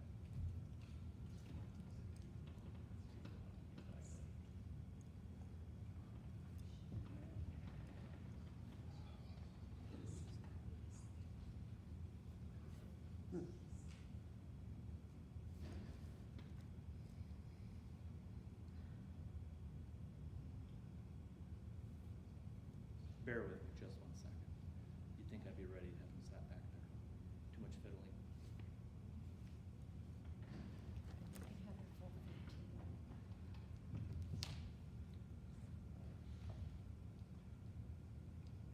There we go. Okay, good evening. My name is Sean Thompson. I'm with Elliott Work Group. We're here, it is actually not a design review. We are here looking for a general plan amendment, a zoning map amendment. We were here about a year ago. We presented previously on these parcels. The parcels in question, as you see here, as noted, this is the Pizza Hut. This is an empty lot. There's two single-family residences and a brick fourplex here. These are the current states of the properties. Just to kind of reference back to the comment, the properties have actually been held for a long time by the owner. As a matter of fact, the owner, Sam Hardage Hospitality, he actually developed this parcel along 90s? 80s. Shows up. And over time, he actually collected these properties here. He'd been encouraged to collect those to actually look at a potential development there. In the 07-08 upheaval, he wound up selling this parcel off here, but kept these. So these are basically the condition in which they've been purchased. They were purchased, they've been held and maintained, but with the idea of doing something with them. The Pizza Hut, as you know, Pizza Hut actually broke their lease. They wanted out of that. It has been sitting there because we thought about a year ago that we would actually be potentially working on a redevelopment. That was not successful. We'd kind of gone back to the drawing board. Subsequently, there was a fire there caused by a transient. And so we are kind of treading water there. The last time we've gone through and subsequently there's been conversations about, can we save the homes? Can we renovate them? Can we rehab them? We actually went through, having heard it enough times, and looked at the unit economics of it. And no. Sure, you can. There is no ROI on it. There's no ROI on it as a landlord. And furthermore, if you were to sell that, you would be looking at those homes being $1 million plus homes, three lots off of Forest South. So we're not here to talk about the renovation of these. We're here to talk about how next steps and where we can go forward from here. As you can see here, this is the parcels here that we're looking at. And what I failed to mention before is what we're looking to do is get all of the parcels that are owned as all. We have filed to have them changed to a UNT, a TSA UN transition. The north 3 parcels currently are an RMF 35 designation. That leads to some problems here that we're going to discuss. And unfortunately, as of Monday, they were very germane issues that really have been kind of the root of the challenges that we've had as we have faced different schemes, different options as we've looked to come up with designs to redevelop the properties. That is the Fires on Main Street. That is one of the world's greatest collections of whiskeys, now unfortunately gone. And how is that germane? Is that these are the parcels that we talk about. These 3 right here are the RMF 35 parcels. This right here is the UNT parcels. The UNT can go up to 50 feet in height. The RMF 35 can go up to 35 feet in height. Meeting with the fire department will not allow for a single building to have multiple roof heights. We can all think back to the fires that we had in Sugar House, the 2 actually over the last several years. And so fire is something that we were obviously very cognizant of. The fire department obviously is more cognizant of it.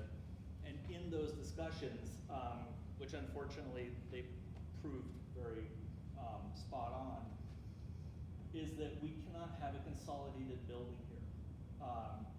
So what ultimately that would require, Is there a code for that? yeah, there is. Yeah. So that would require then for us to actually have a building here, a fire lane, so that you would actually be able to, they could access both sides here and both sides here. This is important because 8Ds, believe it or not, doesn't qualify as a location for roof access for firefighting. Obviously, there is a power transmission line across there that we cannot go over, and technically we could lower that. Ironically, the street is too narrow. Yeah, I know. Believe it or not, we thought the same thing. So it's a combination of the street itself is too narrow, and the distance from the street to the building, just where the property line is too far because of the park strip and all of that. So even if we buried the power line, the narrowness of the street and the width of the park strip precludes that from being considered for aerial apparatus by the fire department. So consequently, and we looked at a number of items here. We're not super excited about having like another lane, another road in that, just transits and security, tidiness, things of that nature. So what we were asking for is basically to have a consolidated RMF, or excuse me, a UNT designation. This is what you see here. This is the UNT mass as allowed by zoning currently. The yellow is the current RMF 35. The purple is what would be the difference of what we were of what we're requesting essentially. The red right here, the overlay, that is actually what would be lost from the RMF 35 for the fire department access if we did have the two buildings. Any questions so far? I know I talk fast. Okay. Here's a kind of an axon plan view that shows that this is essentially, you can see here in magenta, that's the difference we're talking about in the footprint. So it's not really a large amount of space. We're just noting there the power lines going across, and then the blue representing what would be potentially fire department access. Through the consolidated, we've done a lot of schemes in a lot of different ways. Because honestly, if not having to ask permission is the most expeditious way to get something through, it just doesn't make sense, and it's not really a good outcome, a good design. So we're here asking and having this conversation. One of the benefits that has come out of this, and is kind of in a reaction to conversations we've had, is that we have actually been able to have 3-bedroom units in the project at this point. We're at 4, 3? 4, yeah, it's basically 1 per floor. And what's kind of interesting about this is that right now we have a total of 7 units on those parcels. There's 1 3-bedroom, quasi 4-bedroom, a studio, a couple 1-bedrooms. But we would actually be able to go to 89, including, it's a 7x factor increase in what we kind of consider family units, the larger units from what's existing, which is giving you density, and then able to actually support the businesses that are there. Just so everybody's aware, the current units that are there are market rate. And so they're not what you kind of consider to be intrinsically affordable. They're pretty hefty rates right now. So the 1 unit we looked at was a $400,000 renovation cost, I believe, that just the ROI, it's just not there. It just doesn't pencil in the rents. The rents would basically equate to a mortgage. And so someone's just going to go rent a house up in the avenues or something instead. We are very cognizant also of 4 South. we border right down on it. We also see, you know, shuttered spaces, retail spaces along 400 South. So, you know, our client is heavily vested to not have empty space. We also want it just to be a successful project. So we're actually looking at some alternate things. Some things like a secure bike storage locker that actually is more like a membership type bike location, such that if you are up in the avenues or what, you can have an e-bike that you can come down and it's secure in a room. It's not locked to a bent piece of steel on a tracks platform. It's some of those kinds of things that I lived in Denmark for a year, I lived in Finland for a year, and how we can reduce those kind of surprisingly subtle but meaningful barriers to using transit. Frankly, self-serve dog wash stations. I have 2 large dogs. I have 2 daughters. Part of their job is bathing the dogs. So things like that. The Dogs Meow just actually opened one on 33rd South. We use it regularly because it's a heck of a lot easier than using the shower. So we're vested in having something that's viable and is functional and usable. Yes, ma'am. What about apartment units on the ground floor, similar to what? Live work is another. Rather than retail, like, Yes. you know, in most or many cities, you have housing on the ground floor. You don't have Correct. all this retail with 5 above. And so what about that? That's also something, absolutely, and that's actually the last one, is like live work units that you're right there on that ground level. The nice thing about that is then you're also getting eyes on the street. We want to be careful. Some of the new units that have been developed, like on the west side, where like somebody's front door is literally on 6 South, is a little awkward and Well, they kind need of. some setback. Yeah. They 21st need South. some design incorporated into it and not just right up to the sidewalk. Correct, but we also have a limit of how far we're actually allowed to be back from the property line. So yes, it's a balance, but certainly a conversation. So that's what it looks like today, and that's what we think it could look like. Yes, there's some density, there's some mass there, but we think that bringing it in, renovating and adding some vitality into those pieces of property would not be a bad thing for the neighborhood. Yes, David? Oh, Sure. go ahead if someone else had. Are you planning access on 80 feet? Or Uh, is it both? There would be 4 South potentially, and 8 East. We're looking at that. UDOT, we have, there's conversations because you have to be a certain distance away from the corner, but there's currently the exit aisle from the old Pizza Hut. Yeah. And how you can't have a pizza place stay in business next to a university, I don't know. So yes, we're looking at that. Yes, ma'am. Please. Oh, I was just gonna say, thank you for taking consideration and taking our conversation seriously. I know that I've seen the project renderings through multiple phases and come back, and I really appreciated you guys staying at the table. I really think the retail space, those were the same comments I gave Glenn. I think this is a much better product. I think it gives potential. It's not just student populations growing. The University of Utah health programs, our nurses and our doctors coming out is growing significantly, and a lot of them have families, so a lot of them are coming in. So no, not everybody's gonna choose this type of product, but we know in the city, the 2 product styles, besides attainable home ownership, which is condos, has high liabilities, we don't have enough 3-bedroom and 2-bedrooms, we just don't. We have, and so seeing your project go, were they all single beds or studios before?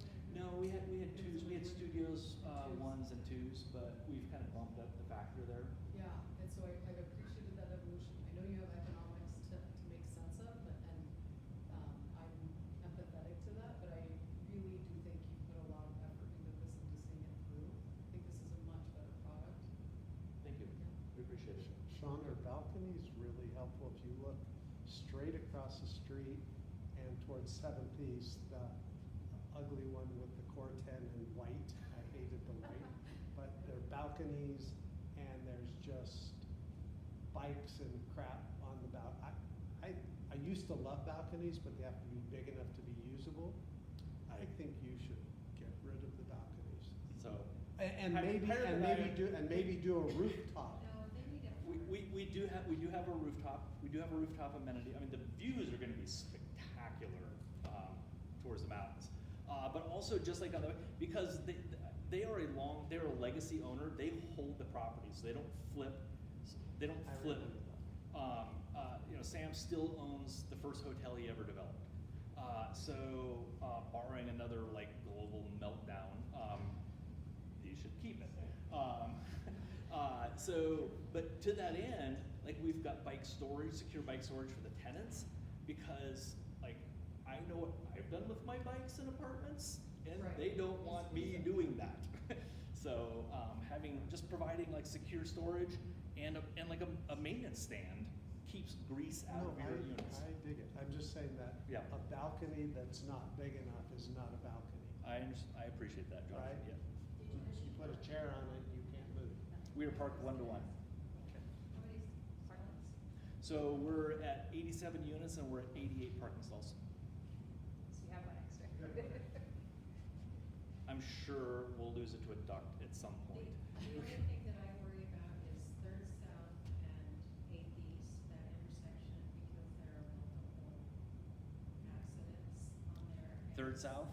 Third South, I know you're not on Third South, but if your preference. Ma'am, if I could take care of the neighboring intersections, traffic problems, I would be a highly compensated professional. Yeah, so Um, just, it'll be an increase in traffic. Yes, so just a few things, also paying attention to the massing, materiality, and things of that nature. Is that all brick?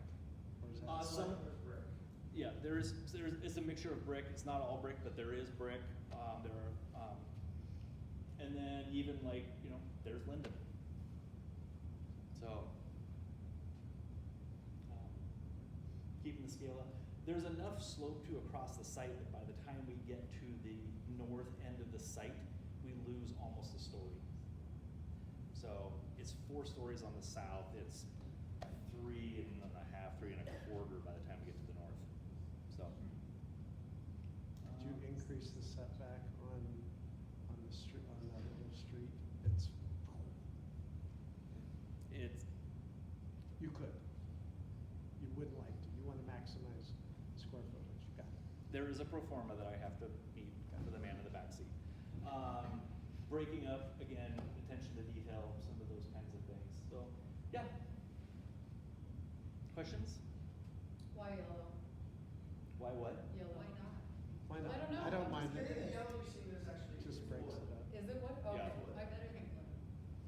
I like wood. It's a natural cedar. It's all those parts you see that. Okay, I thought it was just yellow. I was like, Avoid big Most of the stucco balconies are lined with shingles cedar on the inside, so Okay. it's a natural. unless you look. use And then there's some high quality synergy Yeah. that looks like, Yeah. you know what I mean? We'll have materiality debate. So, yeah. Anything else? We're gonna have Brand come up. Yeah, please. Yeah, so, thank you.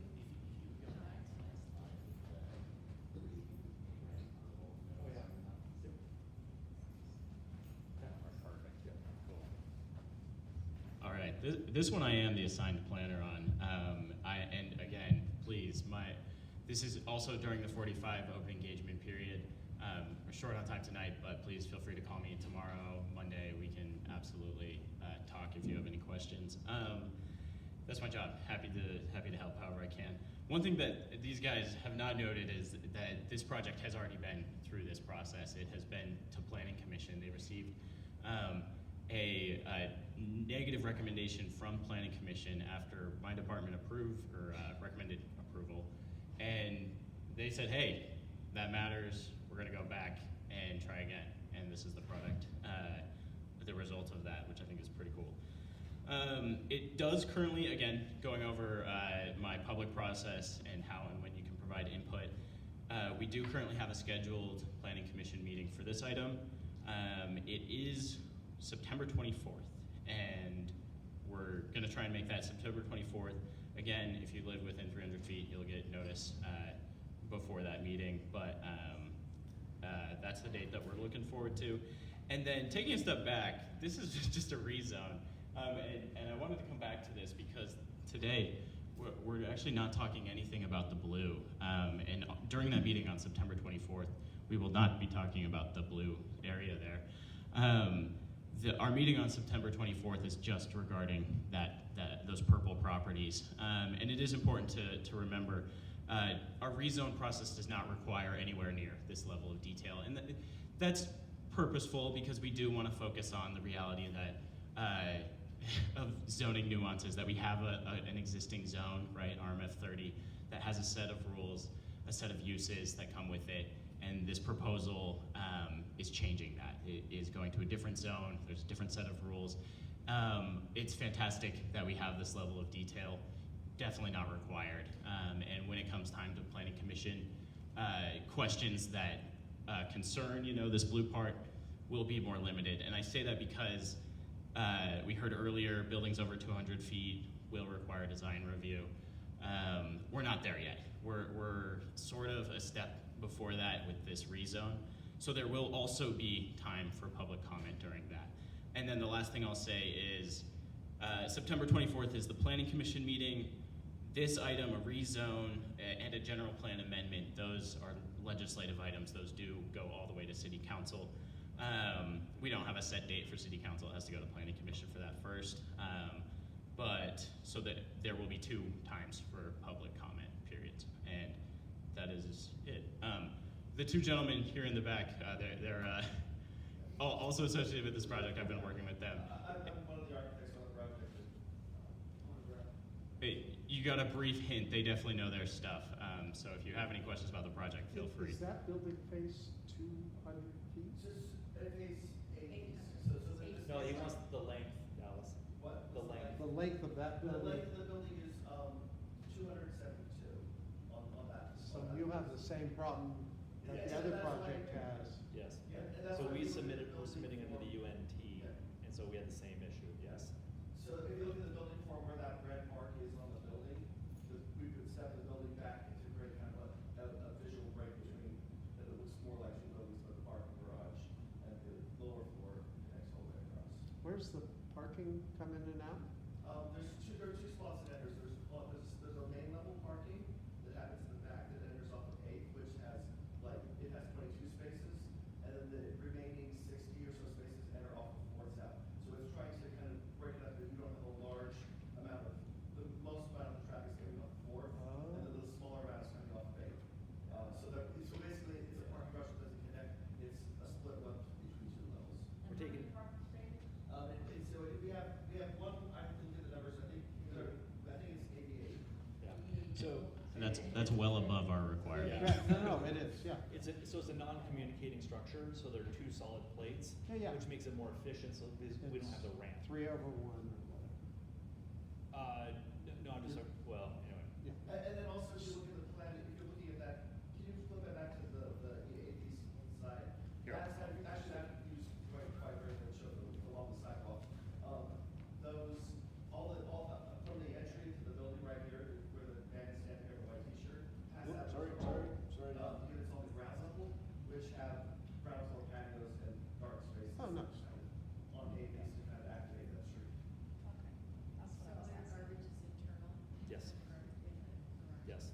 That's good. And are we soundproof from neighbor to neighbor? Oh, yeah, there's SEC requirements by code you have to be. Yeah, well, I know some. Now, that's based upon a certain criteria. If you live next door to a death metal band, I have no control over But that. these are rentals, not for sale. Correct. units. Yeah. Right. John, I can just, preach to the choir who's left here. But, I bought a death house in the neighborhood, and, it became a place of life, it became a center of an entire block. Yes, the ROI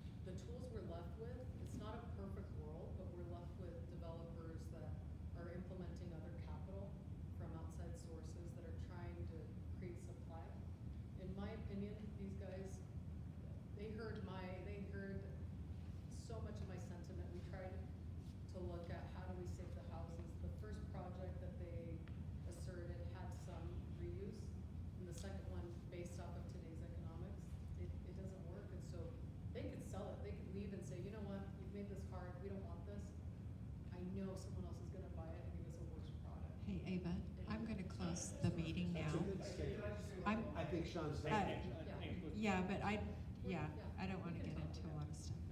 Okay.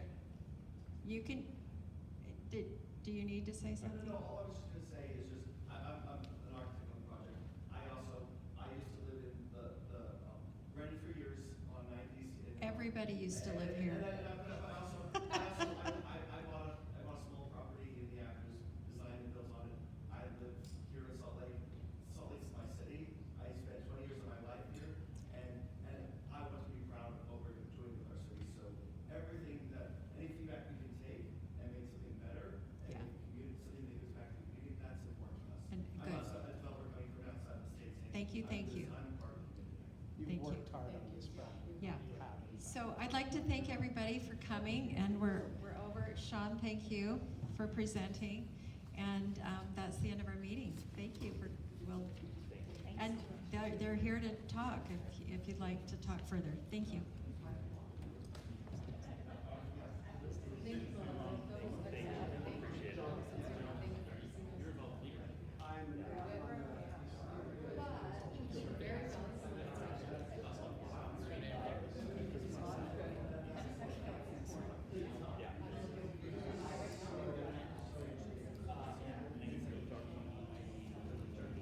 If you're coming to me, I can walk to you, so you don't have to go far. So sorry, I don't wanna make you.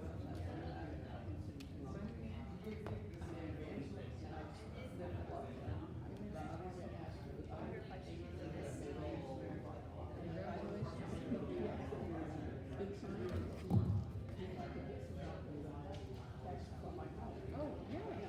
Is there a preferred method of contact?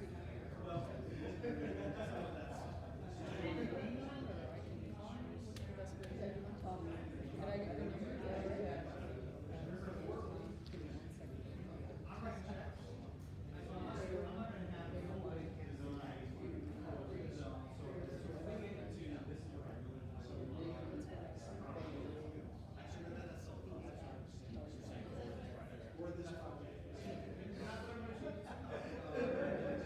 Is this a landmark or is this a? Can I text you? Text you after this meeting. I should be through Sunday. Sometimes it's been next week, but we can attest that. Yeah, that would be great. Thanks for all your help. Oh, yeah. She's great. Yeah, she is.